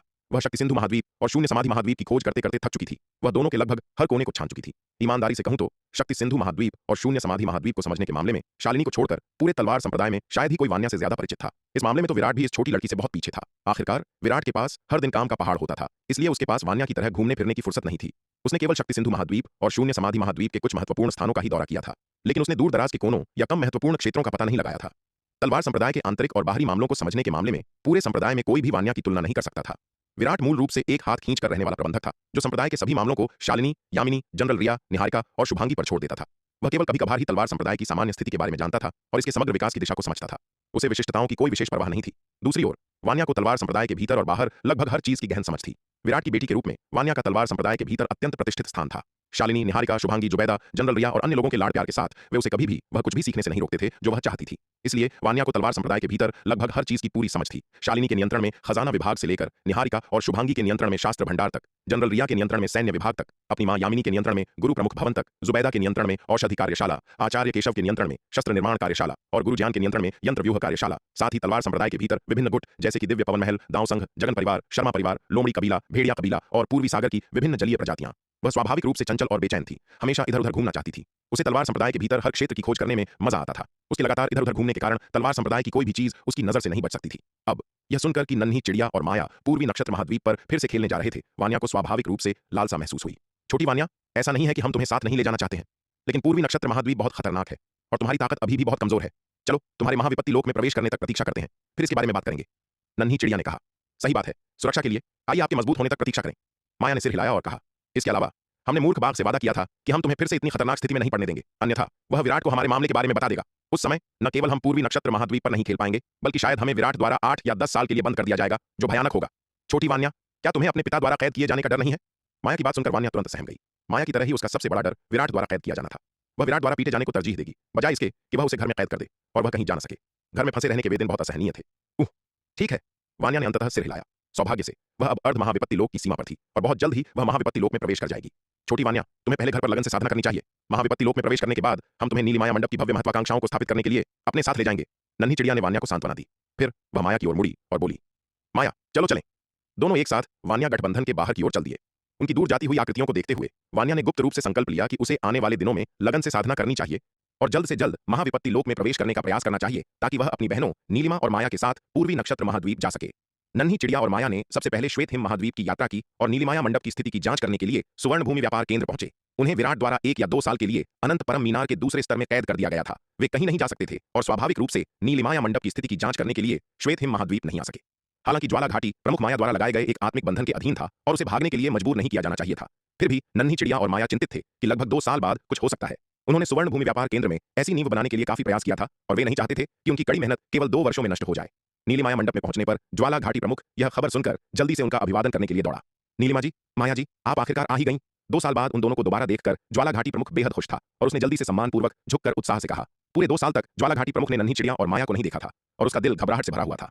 माया ने उसकी आत्मा पर एक बंधन लगा दिया था जो उसके जीवन को माया से बांध देता था। अगर माया को कुछ हुआ और वह नष्ट हो गई तो वह भी जीवित नहीं बचेगा। इसलिए पिछले 2 वर्षों से ज्वाला घाटी प्रमुख लगातार चिंतित था और ठीक से सो नहीं पाया था। अब माया को फिर से देखकर उसके दिल से एक बहुत बड़ा बोझ अंततः उठ गया था। बूढ़े ज्वाला, क्या पिछले 2 सालों में नीलिमाया मंडप के साथ कुछ हुआ है? नन्ही चिड़िया ने ज्वाला घाटी प्रमुख की ओर देखते हुए पूछा। नहीं नहीं, ज्वाला घाटी प्रमुख ने जल्दी से उत्तर दिया। पिछले 2 सालों में नीलिमाया मंडप का व्यवसाय बहुत सफल रहा है, लेकिन क्या? यह सुनकर नन्ही चिड़िया ने अपनी भौहें उठाई। श्वेत हिम महाद्वीप पर पहुंचने के बाद वह वापस मानव रूप में बदल गई थी। शक्ति सिंधु महाद्वीप पर वह बदलना नहीं चाहती थी क्योंकि वह नहीं चाहती थी कि तलवार संप्रदाय के लोग उसे उसके मानव रूप में देखें। वह वर्तमान में 13 या 14 वर्षीय लड़की के रूप में दिखाई देती है। उसका शरीर पूरी तरह से विकसित नहीं हुआ है और अभी भी बहुत अपरिपक्व है। जब हरे वस्त्रधारी बालक ने उसके बदले हुए रूप को देखा तो उसने बेरहमी से उसका मजाक उड़ाया। उसने कहा कि अगर वह विराट के सामने नग्न भी खड़ी हो जाए तो भी उसे उसमें कोई दिलचस्पी नहीं होगी क्योंकि पुरुषों को बड़े वक्ष पसंद होते हैं और उसके अभी तक अविकसित वक्षों के साथ विराट उसकी ओर देखेगा भी नहीं। ये बातें सुनकर नन्ही चिड़िया को गहरी ठेस पहुंची। तब से उसने दूसरों के सामने बदलने की हिम्मत नहीं की, इस डर से कि अगर उसकी उपस्थिति विराट के कानों तक पहुंची तो वह उससे घृणा करेगा। हालांकि यह केवल तलवार संप्रदाय पर लागू होता था। अपरिचित श्वेत हिम महाद्वीप में नन्ही चिड़िया को कम चिंता थी। आखिरकार यहां उसे कोई नहीं जानता था तो उसे किस बात का डर था। हालांकि आप दोनों देवियों ने हमें बहुत कम आपूर्ति दी है और पिछले 2 वर्षों में हमारा व्यवसाय फल फूल रहा है। हमारी गोलियां और ताबीज लगभग बिक चुके हैं। हमारे पास पिछले कुछ महीनों से अपनी आपूर्ति को सीमित करने के अलावा कोई विकल्प नहीं बचा है ताकि हमारे स्टॉक को बहुत जल्दी बिकने से रोका जा सके और हमारे पास बेचने के लिए कुछ भी न बचे। फिर भी हमारा स्टॉक अधिक से अधिक 10 दिनों तक ही चल सकता है। यदि आप दोनों देवियां जल्द ही नहीं आई तो मुझे डर है कि हमारे नीलिमाया मंडप को बंद करना पड़ेगा। ज्वाला घाटी प्रमुख ने कहा। समझ गई। यह सुनकर नन्ही चिड़िया की छड़ी हुई भौहें ढीली पड़ गईं। आपको इस बारे में चिंता करने की आवश्यकता नहीं है। आज से आपको आपूर्ति सीमित करने की आवश्यकता नहीं है। आपके पास जितना है उतना बेच दें, नन्ही चिड़िया ने कहा। फिर उसने एक स्थानिक जादुई खजाना निकाला और उसे ज्वाला घाटी प्रमुख की ओर उछाल दिया। आने से पहले माया ने पर्याप्त आपूर्ति प्राप्त करने के लिए पहले ही खजाना विभाग का दौरा किया था, इसलिए माल खत्म होने की चिंता करने की कोई आवश्यकता नहीं थी। ज्वाला घाटी प्रमुख ने स्थानिक जादुई खजाने को ले लिया और अपनी दिव्य चेतना से उसकी जांच की। अंदर गोलियों और ताबीजों का पहाड़ देखकर ज्वाला घाटी प्रमुख खुशी से झूम उठा। नीलिमा जी, माया जी, इसमें पिछले 2 वर्षों में हमारे नीलिमाया मंडप की कमाई शामिल है, कृपया एक नजर डालें। ज्वाला घाटी प्रमुख ने सम्मानपूर्वक नन्ही चिड़िया को एक स्थानिक जादुई खजाना सौंपा। हालांकि यह माया थी जिसने उसकी आत्मा में बंधन रखा था। ज्वाला घाटी प्रमुख जानता था कि नन्ही चिड़िया और माया के बीच नन्ही चिड़िया प्रमुख स्थिति में है। जो वास्तव में निर्णय लेती थी वह नन्ही चिड़िया थी, जबकि माया अधिकांश समय नन्ही चिड़िया की राय सुनती थी। नन्ही चिड़िया ने स्थानिक जादुई खजाना लिया और अपनी दिव्य चेतना से उसे स्कैन किया। जब उसने अंदर जन्मजात आध्यात्मिक पत्थरों का पहाड़ देखा तो नन्ही चिड़िया की आंखें चमक उठीं। बूढ़े ज्वाला, तुमने पिछले 2 वर्षों में बहुत अच्छा काम किया है। नन्ही चिड़िया ने ज्वाला घाटी प्रमुख की ओर देखा और संतुष्टि के साथ सिर हिलाया। आपकी प्रशंसा के लिए धन्यवाद नीलिमा जी। आप दोनों देवियों की सेवा करना मेरा कर्तव्य है। यह सुनकर ज्वाला घाटी प्रमुख ने सम्मानपूर्वक सिर झुकाया। अच्छा काम करो। जब तक तुम लगन से काम करोगे भविष्य में तुम्हें इनाम दिया जाएगा, नन्ही चिड़िया ने कहा। चिंता न करें नीलिमा जी, मैं अपनी जान की कीमत पर भी आप दोनों की पूरे दिल से सेवा करूंगा, ज्वाला घाटी प्रमुख ने जल्दी से उत्तर दिया। हालांकि जब उसने सतह पर यह कहा तो उसके दिल में कुछ नाराजगी थी। उसकी जान उनके हाथों में थी। वह पूरे दिल से उनकी सेवा कैसे नहीं कर सकता था। वह पहले से ही आभारी था कि उन्होंने उसकी जान नहीं ली। वह किसी लाभ के लिए क्यों पूछेगा। ठीक है, जाकर अपना काम करो, हमें यहां तुम्हारी सेवा की आवश्यकता नहीं है, नन्ही चिड़िया ने हाथ हिलाया। हाँ नीलिमा जी। ज्वाला घाटी प्रमुख जल्दी से सहमत हो गया और सम्मानपूर्वक बोला, तो देवियों मैं विदा लेता हूं। ठीक है जाओ, नन्ही चिड़िया ने हाथ हिलाया। यह सुनकर ज्वाला घाटी के प्रमुख ने पीछे हटने से पहले दोनों को फिर से सम्मानपूर्वक प्रणाम किया। ज्वाला घाटी प्रमुख के जाने के बाद नन्ही चिड़िया ने उत्साह से माया से कहा, माया, इस बार हमें सचमुच सोने की खदान मिल गई है। मैंने कभी नहीं सोचा था कि नीलिमाया मंडप केवल 2 छोटे वर्षों में इतना पैसा कमा सकता है। नीलिमा, इस बार हमने कितने पैसे कमाए हैं? माया ने उत्साह से पूछा। मोटे अनुमान से कम 200 अरब जन्मजात आध्यात्मिक पत्थर हैं, लेकिन हमें सटीक संख्या गिनने की आवश्यकता है, नन्ही चिड़िया ने उत्साह से कहा। फिर वे दोनों नीलिमाया मंडप के पिछवाड़े में गए और ज्वाला घाटी प्रमुख द्वारा सौंपे गए आध्यात्मिक पत्थरों को ध्यान से गिनना शुरू कर दिया। हा 26 करोड़ 85 लाख जन्मजात आध्यात्मिक पत्थर। कितनी बड़ी हवा, कितनी बड़ी हवा। गिनने के बाद स्थानिक जादुई खजाने में आध्यात्मिक पत्थरों की संख्या की पुष्टि करने पर नन्ही चिड़िया खुद को जोर से हंसने से नहीं रोक पाई। इतने सारे जन्मजात आध्यात्मिक पत्थर अगर युद्ध के गुणों में बदल दिए जाएं तो शार्दूल के बराबर होने के लिए लगभग पर्याप्त होने चाहिए। माया ने बड़े आश्चर्य से कहा। कोई जल्दी नहीं, कोई जल्दी नहीं। नन्ही चिड़िया ने अपना हाथ हिलाया और कहा, चूंकि हम मूर्ख बाघ को आश्चर्यचकित करने जा रहे हैं तो चलिए उसे एक बड़ा सरप्राइज देते हैं। हम और अधिक पैसे कमाने के बाद इसे युद्ध के गुणों में बदल सकते हैं। अगर हम इसे अभी युद्ध के गुणों में बदलते हैं और विराट को पता चल जाता है तो यह अच्छा नहीं होगा। यह सच है, माया ने सिर हिलाया। चलो पहले वापस चलते हैं, नन्ही चिड़िया ने कहा। आइए और सामान खरीदने के लिए खजाना विभाग चलते हैं। अगला कदम हमारे नीलिमाया मंडप व्यवसाय को शुरू करने के लिए पूर्वी नक्षत्र महाद्वीप में जाना है। जैसा कि उसने यह कहा, महत्वाकांक्षा नामक एक प्रकाश नन्ही चिड़िया की आंखों में चमक उठा। वे दोनों श्वेत हिम महाद्वीप पर सुवर्ण भूमि व्यापार केंद्र में नहीं रुके और जल्दी से मॉल के पास स्थापित स्थानिक स्थानांतरण व्यूह के माध्यम से शक्ति सिंधु महाद्वीप लौट आए। नन्ही चिड़िया यंत्र व्यूह कार्यशाला में माया के निवास पर प्रतीक्षा कर रही थी, जबकि माया इतने सारे जन्मजात आध्यात्मिक पत्थरों को ले जाते हुए अधिक सामान खरीदने के लिए खजाना विभाग गई थी। तलवार संप्रदाय, खजाना विभाग। अनन्या जी, मुझे इस सूची में मौजूद वस्तुओं को वापस लेने की आवश्यकता है। कृपया मेरी मदद करें। माया ने अनन्या को एक स्क्रॉल सौंपा। अनन्या ने स्क्रॉल लिया और उसे खोला। जब उसने स्क्रॉल पर दर्ज विशाल मात्रा में संसाधनों को देखा तो वह एक बार फिर अवाक रह गई।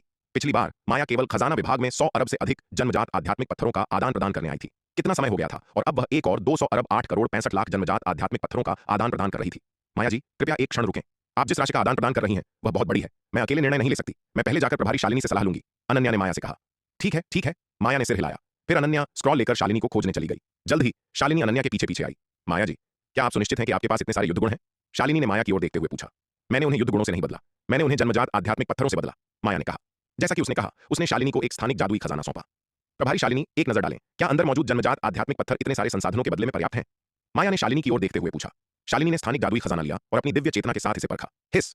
शालिनी की शांत प्रकृति के बावजूद वह स्थानिक जादुई खजाने के अंदर जन्मजात आध्यात्मिक पत्थरों के पहाड़ से पूरी तरह से स्तब्ध थी और मदद नहीं कर सकी, लेकिन हाँफने लगी। हे भगवान, अंदर जन्मजात आध्यात्मिक पत्थर संभवतः 200 अरब से अधिक थे। धरती पर इस महिला को इतने सारे जन्मजात आध्यात्मिक पत्थर कहां से मिले? शालिनी को तो यहां तक शक हुआ कि माया किसी तरह की डकैती में शामिल थी, अन्यथा वह कुछ ही वर्षों में इतने सारे जन्मजात आध्यात्मिक पत्थर कैसे हासिल कर सकती थी? शालिनी ने ध्यान से गणना की कि इस बार सहित माया ने जितने जन्मजात आध्यात्मिक पत्थर निकाले थे वे 300 अरब से अधिक हो गए थे। इतना बड़ा भाग्य संभवतः कुछ अपेक्षाकृत अमीर पंचम विपत्ति लोक के विशेषज्ञों के धन से अधिक था। प्रभारी शालिनी, आप क्या सोचती हैं? शालिनी के स्तब्ध भाव को देखकर माया थोड़ा आत्मसंतुष्ट महसूस करने से खुद को नहीं रोक पाई। उसने शालिनी की ओर देखा और पूछा।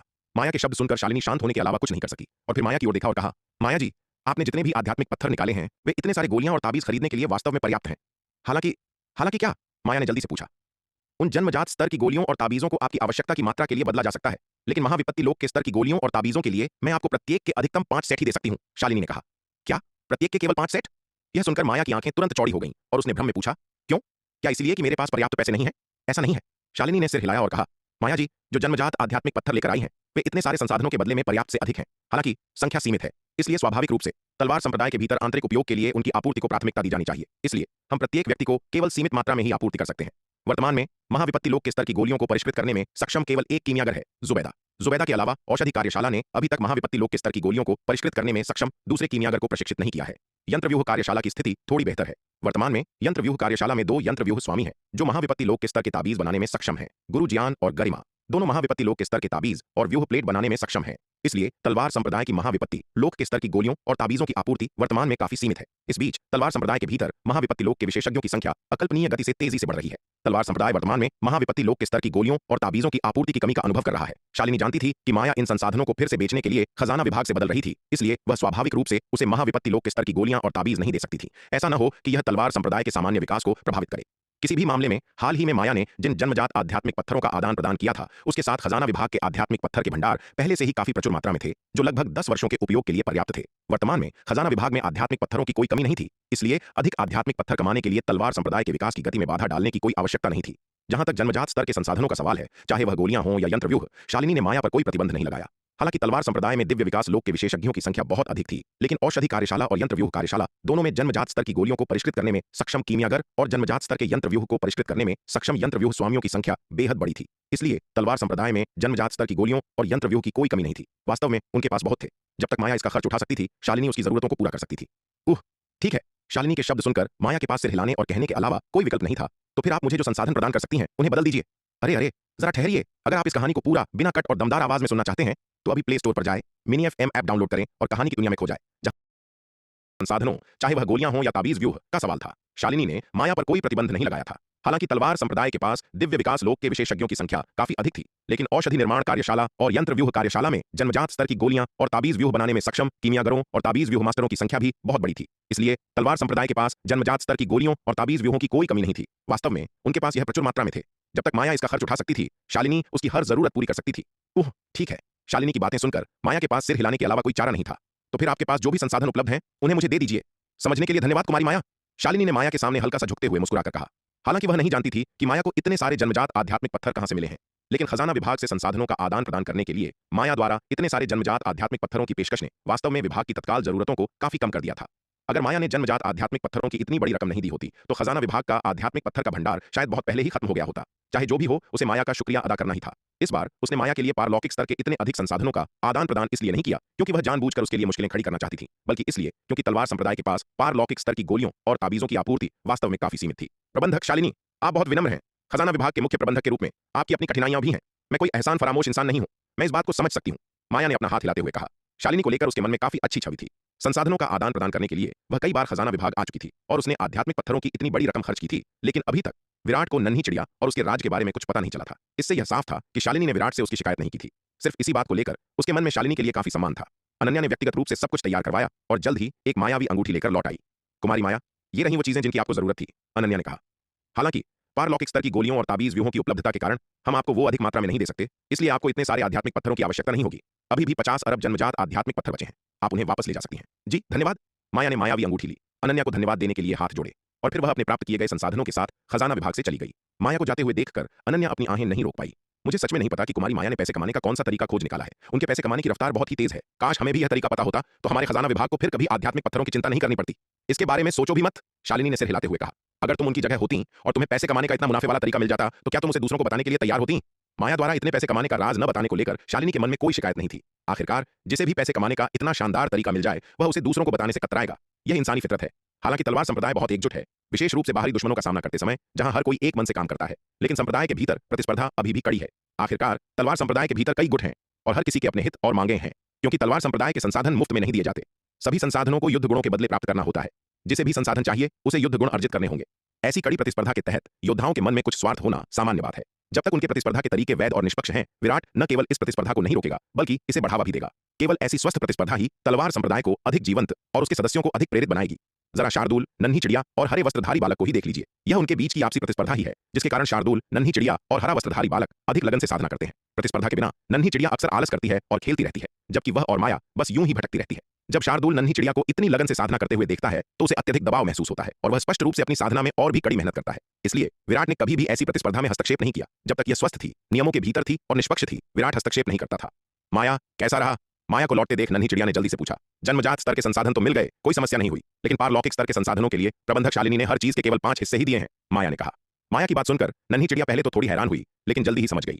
वर्तमान में तलवार संप्रदाय के पास पारलौकिक स्तर की गोलियां और ताबीज व्यूह बनाने में सक्षम कीमियागरों और ताबीज मास्टरों की संख्या बहुत कम है, जबकि तलवार संप्रदाय में पारलौकिक स्तर के योद्धाओं की संख्या तेजी से बढ़ रही है। शालिनी द्वारा प्रत्येक योद्धा के लिए आपूर्ति सीमित करना सामान्य बात है।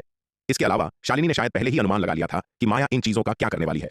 कोई बात नहीं, जन्मजात स्तर के संसाधनों से भी हम बहुत पैसा कमा सकते हैं, नन्ही चिड़िया ने अपने पंख फड़फड़ाते हुए कहा। चलो जल्दी करें और चलें।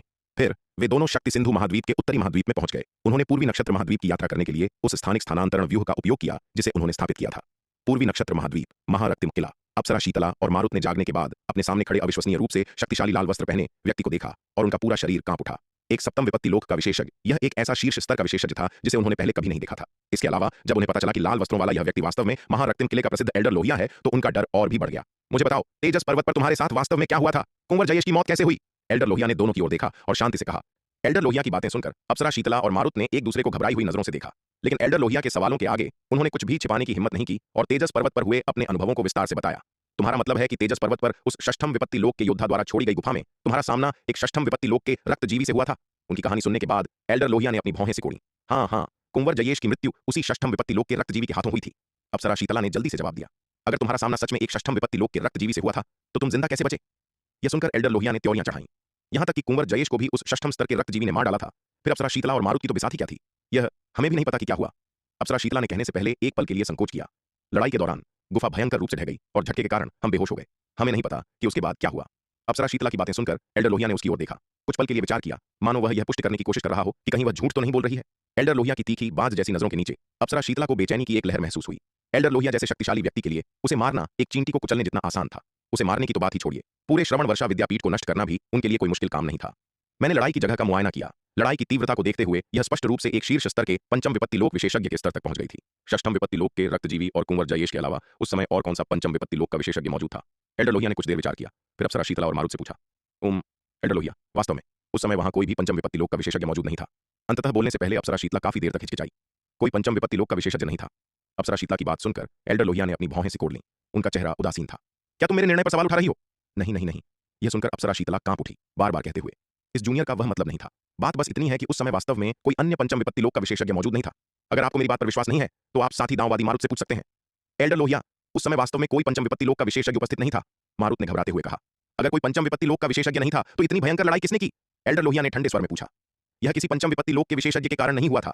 बल्कि विराट नामक एक योद्धा के उस षष्ठम विपत्ति लोक के रक्तजीवी से लड़ने के कारण हुआ था। हालांकि वह विराट नामक योद्धा कोई पंचम विपत्ति लोक का विशेषज्ञ नहीं था, बल्कि एक प्रथम विपत्ति लोक का योद्धा था। एल्डर लोहिया के भारी दबाव का सामना करते हुए बोलते समय अप्सरा शीतला कांप रही थी। तुमने क्या कहा? एक प्रथम विपत्ति लोक का योद्धा? यह सुनकर एल्डर लोहिया गुस्से से भरे चेहरे के साथ अचानक अपनी सीट से खड़े हो गए। अप्सरा शीतला, क्या तुम सच में मुझे मूर्ख समझती हो? एल्डर लोहिया की गुस्से भरी चीख सुनकर अप्सरा शीतला के पैर कमजोर पड़ गए और वह कांपते हुए जमीन पर घुटनों के बल बैठ गई। इस जूनियर ने जो कहा वह पूर्णतः सत्य है। मैं आपसे कभी झूठ बोलने की हिम्मत नहीं करूंगी, वरिष्ठ। एल्डर लोहिया के शक्तिशाली दबाव में मारुत भी डर गया और जमीन पर घुटनों के बल बैठ गया। एल्डर लोहिया का दबाव बहुत ही मजबूत था, उनके गुरु जल तत्व तपस्वी से भी कहीं अधिक भयानक। उसने मूल रूप से सोचा था कि उसके गुरु जल तत्व तपस्वी पहले से ही इस दुनिया के एक बहुत शक्तिशाली विशेषज्ञ हैं, लेकिन एल्डर लोहिया की तुलना में वे बहुत पीछे थे। दोनों को जमीन पर घुटनों के बल कांपते हुए देखकर एल्डर लोहिया का गुस्सा थोड़ा शांत हुआ। एक पल के विचार के बाद उन्हें भी लगा कि अप्सरा शीतला और मारुत के पास उन्हें धोखा देने के लिए ऐसी मनगढ़ंत कहानी गढ़ने का वास्तव में कोई कारण नहीं है, और वैसे भी वे ऐसा करने की हिम्मत नहीं करेंगे। मुझे इस विराट के बारे में विस्तार से बताओ, आखिर वह है कौन? एल्डर लोहिया ने उनकी ओर देखा और शांति से कहा, जी वरिष्ठ लोहिया। एल्डर लोहिया की बात सुनकर अप्सरा शीतला ने जल्दी से जवाब दिया। फिर उसने श्वेत वस्त्रधारी विराट के बारे में सब कुछ बताया। अप्सरा शीतला का वृत्तांत सुनते हुए एल्डर लोहिया की आंखों में धीरे धीरे आश्चर्य का भाव प्रकट होने लगा। जब उन्होंने अप्सरा शीतला को यह कहते हुए सुना कि जब श्वेत वस्त्रधारी विराट ने कुंवर जयेश का सामना किया तो उसने उसी समय महाविपत्ति लोक में प्रवेश कर लिया और 9 स्वर्गीय आकाशीय बिजलियों से भी बच गया, तो एल्डर लोहिया की आंखों में जो सदमा था उसे अब छिपाया नहीं जा सकता था। रुको, तुमने कहा कि प्रथम विपत्ति लोक में प्रवेश करते समय विराट 9 स्वर्गीय आकाशीय बिजलियों से बच गया था? एल्डर लोहिया ने अप्सरा शीतला को घूरते हुए पूछा। बिल्कुल सही, और वह बिना घायल हुए बहुत आसानी से 9 स्वर्गीय आकाशीय बिजलियों से बच गया, अप्सरा शीतला ने कहा। मारुत, अप्सरा शीतला ने जो कहा क्या वह सच है? एल्डर लोहिया ने फिर अपने बगल में खड़े मारुत की ओर रुख किया और पूछा। मुझे नहीं पता कि अप्सरा शीतला ने पहले क्या कहा था, लेकिन विराट वास्तव में 9 स्वर्गीय आकाशीय बिजलियों से गुजरा था, और वह भी काफी आसानी से, मारुत ने जल्दी से कहा। उनकी बातें सुनकर एल्डर लोहिया कुछ पल के लिए चुप हो गए। प्रथम विपत्ति लोक में प्रवेश करते समय 9 स्वर्गीय आकाशीय बिजलियों से गुजरने वाले विलक्षण योद्धा पूरे पूर्वी नक्षत्र महाद्वीप में अत्यंत दुर्लभ थे। पूर्वी नक्षत्र महाद्वीप के 5 प्रमुख संप्रदायों में से एक, उनके महारक्तिम किले में पिछले 10 करोड़ वर्षों में केवल 2 लोगों ने ही यह मुकाम हासिल किया था। महारक्तिम किले के किलेदार रंजीत और महारक्तिम किले की युवा पीढ़ी के सबसे उत्कृष्ट विलक्षण योद्धा लव। एल्डर लोहिया अच्छी तरह जानते थे कि किसी विलक्षण योद्धा के लिए इसे प्राप्त करने का क्या अर्थ होता है। क्या यह विराट अभी भी जीवित है? कुछ देर विचार करने के बाद एल्डर लोहिया ने दोनों की ओर देखा और पूछना जारी रखा। एल्डर लोहिया की बात सुनकर अप्सरा शीतला और मारुत ने एक दूसरे की ओर देखा और काफी देर बाद उन्होंने झिझकते हुए कहा, यह हमें भी नहीं पता। आखिरकार हम बेहोश होने के बाद क्या हुआ ये नहीं जानते। उनकी बातें सुनकर एल्डर लोहिया ने त्योरियां चढ़ाई, लेकिन उन्हें याद आया कि जब उन्हें वे मिले थे तो वे वास्तव में बेहोश थे। यह केवल इसलिए था क्योंकि उनका दिव्य चेतना अवतार थोड़ा पहले पहुंच गया था, अन्यथा उनकी चोटों को देखते हुए वे शायद लंबे समय तक जीवित नहीं रह पाते। ऐसी परिस्थितियों में उनका यह न जानना सामान्य था कि बाद में क्या हुआ। आखिर विराट की पृष्ठभूमि क्या है? एल्डर लोहिया ने एक पल के लिए विचार किया, फिर दोनों की ओर देखा और पूछा। यह हम भी नहीं जानते। वह चंद्रिका और श्वेत हिम संप्रदाय के अन्य योद्धाओं के साथ आया था। चंद्रिका ने कहा कि वह श्वेत हिम संप्रदाय से है, लेकिन विराट के व्यवहार को देखते हुए वह ऐसा नहीं लगता था। हम उसकी विशिष्ट पृष्ठभूमि के बारे में नहीं जानते हैं। चंद्रिका ने कहने से पहले संकोच किया। हालांकि उसे लक्ष्यराज और अग्नि तत्व संप्रदाय के अन्य लोगों से पता चला था कि विराट शायद शक्ति सिंधु महाद्वीप से था। हालांकि वह इस खबर की सच्चाई की गारंटी नहीं दे सकती थी। लक्ष्यराज के बयान से वह गुमराह हो गई थी, जिससे उसने गलत विकल्प चुना। कोई नहीं जानता था कि विराट वास्तव में इतना शक्तिशाली तुरुप का पत्ता छिपा रहा था। विराट ने जो पत्ते खोले थे उन्हें देखते हुए यह कुछ ऐसा था जो एक छोटे से गुट के योद्धा के पास संभवतः नहीं हो सकता था। यहां तक कि महारक्तिम किले का एक शिष्य कुंवर जयेश भी इस मामले में विराट से बहुत कमतर था। लक्ष्यराज ने कहा कि विराट शक्ति सिंधु महाद्वीप से था, लेकिन किसे पता कि क्या विराट केवल वहां से गुजर रहा था जब लक्ष्यराज का वहां उससे सामना हुआ। अप्सरा शीतला ऐसी असत्यापित जानकारी के बारे में बोलने की हिम्मत नहीं कर पाई। आखिरकार उसे खुद विश्वास नहीं था कि विराट वास्तव में शक्ति सिंधु महाद्वीप का कोई गंवार व्यक्ति था। एल्डर लोहिया की तो बात ही छोड़िए, क्या होगा अगर एल्डर लोहिया को लगे कि वह उन्हें बेवकूफ बना रही है और गुस्से में आकर उसे थप्पड़ मारकर मार डालें? वह भयानक होगा। एक तरफ खड़ा मारुत भी यह कहने की हिम्मत नहीं कर पाया कि विराट शक्ति सिंधु महाद्वीप से था। विराट के बारे में उसकी समझ भुवन से आई थी और वह उस जानकारी की सटीकता की गारंटी नहीं दे सकता था। इसके अलावा उस लड़ाई के बाद मारुत के मन में विराट की पहचान को लेकर गंभीर संदेह पैदा हो गए थे। क्या विराट जैसी राक्षसी प्रतिभा वास्तव में शक्ति सिंधु महाद्वीप जैसी छोटी सी जगह पर पैदा हो सकती है? यह सर्वविदित था कि शक्ति सिंधु महाद्वीप बंजर था, जहां आध्यात्मिक ऊर्जा दुर्लभ थी और उच्च स्तर के कोई भी प्राकृतिक खजाने पैदा नहीं कर सकता था। रूपांतरण लोक के योद्धा का पैदा होना भी ऐसी जगह पर अत्यंत दुर्लभ था। विराट जैसी असाधारण हस्ती की तो बात ही छोड़िए, विराट शक्ति सिंधु महाद्वीप का मूल निवासी था या केवल वहां से गुजरा था और संयोग से भुवन से मिला था, यह जानना असंभव था। इसके अलावा भले ही विराट शक्ति सिंधु महाद्वीप से था, अब जब वह पूर्वी नक्षत्र महाद्वीप में आ गया था तो वह शायद शक्ति सिंधु महाद्वीप जैसी छोटी जगह पर वापस नहीं लौटेगा। एल्डर लोहिया को यह तथ्य बताने से कोई खास फर्क नहीं पड़ेगा। मारुत भी ऐसे असत्यापित मामलों के बारे में लापरवाही से बोलने की हिम्मत नहीं कर पाया। उसे भी इस बात की चिंता थी कि एल्डर लोहिया सोच सकते हैं कि वह उन्हें बेवकूफ बना रहा है और गुस्से में आकर उन्हें थप्पड़ मारकर जान से मार सकते हैं।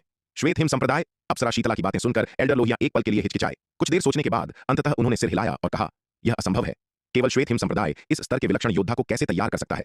स्पष्ट रूप से उन्हें बिल्कुल भी विश्वास नहीं था कि विराट श्वेत हिम संप्रदाय से आया है। एक अद्वितीय विलक्षण योद्धा को तैयार करने के लिए संसाधनों के भारी निवेश की आवश्यकता होती है। इसके लिए न केवल विलक्षण योद्धा में असाधारण प्रतिभा की आवश्यकता होती है, बल्कि यह भी कि हर स्तर पर उनकी नींव अत्यंत ठोस हो। इसके अलावा वे जिस साधना तकनीक का अभ्यास करते हैं वह बहुत उच्च स्तर की होनी चाहिए। यदि इनमें से कोई भी शर्त पूरी नहीं होती है तो ऐसे अद्वितीय विलक्षण योद्धा को तैयार करना असंभव है, जो प्रथम विपत्ति लोक में प्रवेश करने पर 9 स्वर्गीय आकाशीय बिजलियों का सामना कर सके। श्वेत हिम संप्रदाय जैसे छोटे संप्रदाय के पास स्पष्ट रूप से वह क्षमता नहीं थी। एल्डर लोहिया की बातें सुनकर अप्सरा शीतला और मारुत की रीढ़ में सिहरन दौड़ गई। सौभाग्य से उन्होंने यह खुलासा नहीं किया था कि विराट शक्ति सिंधु महाद्वीप से आया था, अन्यथा एल्डर लोहिया वास्तव में क्रोध में आकर उन्हें थप्पड़ मारकर मौत के घाट उतार सकते थे। आखिरकार एल्डर लोहिया को यह भी विश्वास नहीं था कि विराट श्वेत हिम संप्रदाय से आया है। यह तो बहुत दूर की बात है कि वह शक्ति सिंधु महाद्वीप के किसी दूर दराज गरीब इलाके से आया था। ठीक है, तुम अब जा सकते हो। कुछ देर विचार करने के बाद एल्डर लोहिया ने अप्सरा शीतला और मारुत की ओर हाथ हिलाया और शांति से कहा। हालांकि उन्हें अप्सरा शीतला और मारुत से पता चला कि उस जगह पर क्या हुआ था और कुंवर जयेश को किसने मारा था, लेकिन यह जानकारी विशेष रूप से प्रासंगिक नहीं थी। षष्ठम विपत्ति लोक का रक्तजीवी गायब हो गया था और विराट नामक योद्धा का भाग्य अज्ञात था। यहां तक कि विराट की उत्पत्ति भी एक रहस्य बनी हुई थी। इससे उनके पास कुंवर जयेश की मौत का बदला लेने के लिए कोई लक्ष्य नहीं बचा। रक्तजीवी अविश्वसनीय रूप से चालाक थे और तेजस पर्वत विशाल था। इतने विस्तृत क्षेत्र के भीतर रक्तजीवी को खोजना कोई आसान काम नहीं होगा। इसके अलावा कुंवर जयेश केवल एक होनहार जूनियर था, उनका व्यक्तिगत शिष्य नहीं। कुंवर जयेश का बदला लेने के लिए पूरे तेजस पर्वत में षष्ठम विपत्ति लोक के रक्तजीवी की तलाश करना एल्डर लोहिया को व्यर्थ लग रहा था। उनकी दिलचस्पी विराट में अधिक थी। एक ऐसा विलक्षण योद्धा जिसने प्रथम विपत्ति लोक में प्रवेश करने पर 9 स्वर्गीय आकाशीय बिजलियों का सामना किया था। वह निश्चित रूप से पूर्वी नक्षत्र महाद्वीप के सभी शीर्ष विशेषज्ञों का ध्यान आकर्षित करेगा। यदि वह उसे अपने पक्ष में कर सके तो वह उनके और महारक्तिम किले दोनों के लिए एक बहुत बड़ी संपत्ति होगी। हालांकि यदि वह उसे अपने पक्ष में नहीं कर सके तो उन्हें उसे जल्द से जल्द खत्म कर देना चाहिए ताकि उसे महारक्तिम किले के लिए एक बड़ा खतरा बनने से रोका जा सके। जी वरिष्ठ लोहिया। एल्डर लोहिया की बात सुनकर अप्सरा शीतला और मारुत जल्दी से झुके और वहां से चले गए। दोनों लोगों के पीछे हटने के बाद एल्डर लोहिया ने पुकारा, कोई है? एल्डर लोहिया, आपके क्या आदेश हैं? एल्डर लोहिया की आवाज के तुरंत बाद लाल वस्त्र पहने एक हट्टा कट्टा आदमी हॉल में दाखिल हुआ और आदरपूर्वक एल्डर लोहिया के सामने झुक गया। मदन, कुछ आदमियों को लो और विराट नाम के एक योद्धा के बारे में जानकारी जुटाने के लिए श्वेत हिम महाद्वीप जाओ। अगर तुम्हें कोई खबर मिले तो तुरंत मुझे सूचित करना। एल्डर लोहिया ने उस हट्टे कट्टे आदमी की ओर देखते हुए कहा। जी एल्डर लोहिया। मदन नाम के उस हट्टे कट्टे आदमी ने तुरंत आदरपूर्वक उत्तर दिया। अच्छा जाओ। एल्डर लोहिया ने अपना हाथ हिलाया। आपका अधीनस्थ आज्ञा लेता है। मदन नाम का हट्टा कट्टा आदमी फिर से एल्डर लोहिया के सामने आदरपूर्वक झुका और चला गया।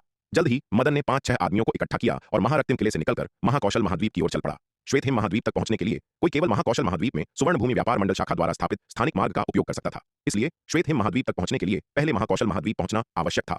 अरे अरे जरा ठहरिए।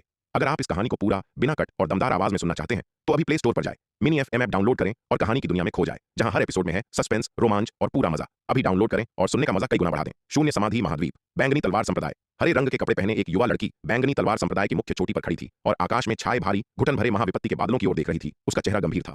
हरे कपड़े पहने यह लड़की शिखा शर्मा थी। कठोर साधना के बाद उसने अंततः महाविपत्ति लोक में प्रवेश कर लिया था। एक बार जब वह इस विपत्ति को पार कर लेगी तो वह वास्तव में महाविपत्ति लोक की विशेषज्ञ बन जाएगी और वह फिर से विराट को चुनौती दे सकती है। वह इस महाविपत्ति को लेकर उम्मीदों से भरी हुई थी। वह नहीं जानती थी कि उसकी कठोर साधना आकाशीय बिजली की कितनी बौछारों को आकर्षित करेगी। शिखा शर्मा को इस बात की चिंता नहीं थी कि वह इस विपत्ति को पार कर पाएगी या नहीं। उसकी एकमात्र चिंता यह थी कि महाविपत्ति लोक में प्रवेश करने पर वह आकाशीय बिजली की कितनी बौछारों को आकर्षित करेगी।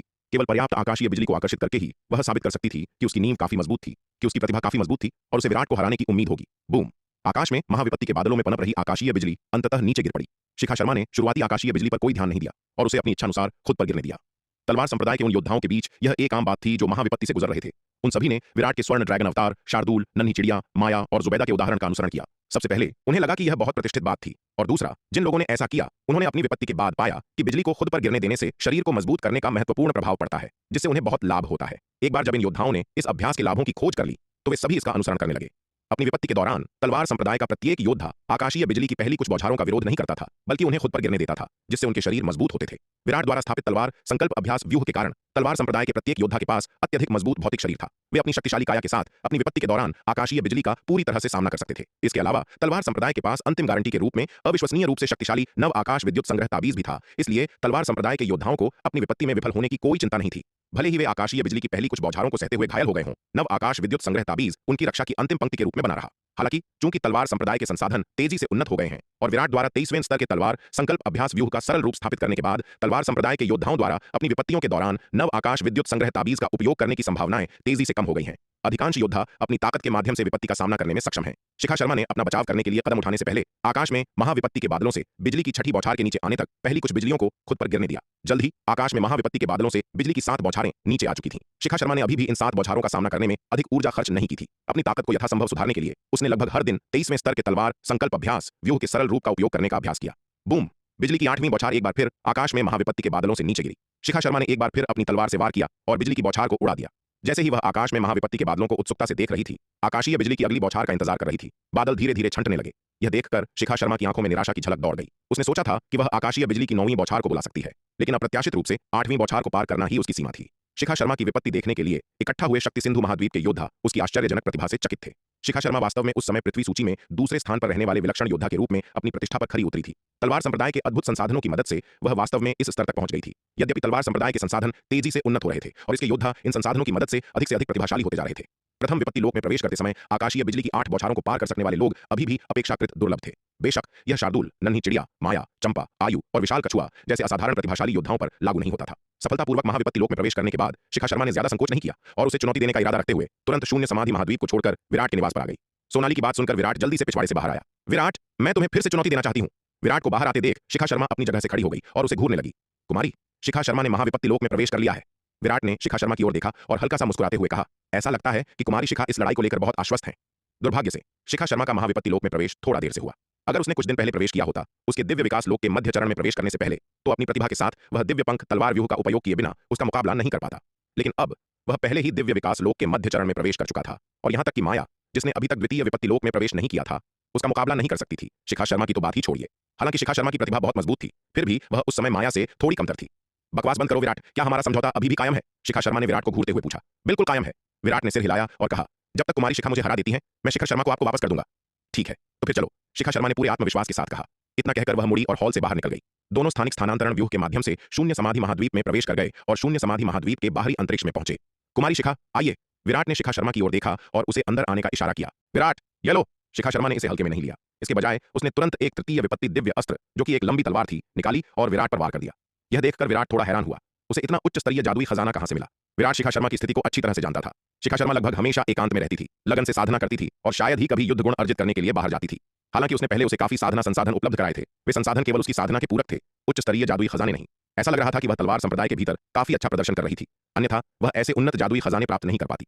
शिखा शर्मा के तलवार के वार का सामना करते हुए विराट ने इसका मुकाबला करने के लिए जादुई खजाने का उपयोग नहीं किया, बल्कि उसके हमले को खाली हाथ रोक लिया। जब से उसने दिव्य विकास लोक के मध्य चरण में प्रवेश किया था, उसकी ताकत बहुत बढ़ गई थी और केवल अपनी ताकत से वह आश्चर्यजनक युद्ध शक्ति रखता था।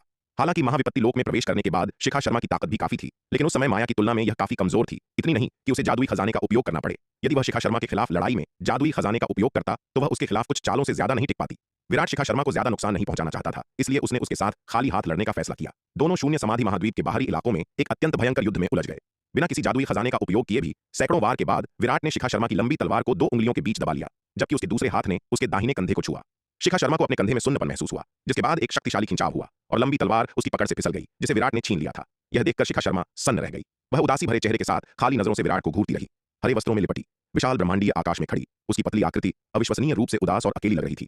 उसने सोचा था कि अपने कठोर प्रशिक्षण के साथ वह महाविपत्ति लोक में प्रवेश करने के बाद विराट को हराने में सक्षम हो जाएगी। हालांकि इस लड़ाई में उसने पाया कि न केवल उसकी ताकत विराट से आगे नहीं निकल पाई थी, बल्कि उनके बीच की खाई भी चौड़ी हो रही थी। कुमारी शिखा, क्या हुआ? उसे इस तरह देखकर विराट के मन में उसके लिए दया आ गई। उसने आगे बढ़कर शिखा लड़ रखी थी और नरमी से पूछा, विराट, क्या मैं तुम्हें कभी नहीं हरा पाऊंगी? शिखा शर्मा ने निराशा से भरे चेहरे के साथ विराट की ओर देखा। शिखा शर्मा की बात सुनकर विराट चुप हो गया। हालांकि वह शिखा शर्मा को सांत्वना देना चाहता था, लेकिन वह उसे धोखा देने की हिम्मत नहीं कर सका। वह अपनी युद्ध कला प्रतिभा की सीमा को अच्छी तरह जानता था। हालांकि वह हरे वस्त्रधारी बालक अक्सर उसे नीचा दिखाता था, यह कहते हुए कि उसकी युद्ध कला प्रतिभा पूरी तरह से बेकार थी और वह जमीन आसमान का अंतर थी। विराट का दुनिया से परिचय होने और उसका ज्ञान बढ़ने के बाद उसे बहुत पहले ही एहसास हो गया था कि हरे वस्त्रधारी बालक ने पहले जो कहा था वह पूरी तरह से बकवास था। उसके असली स्वरूप की तो बात ही छोड़िए, यहां तक कि उसके स्वर्ण ड्रैगन अवतार और निर्मल अवतार की प्रतिभाएं भी पूरे पूर्वी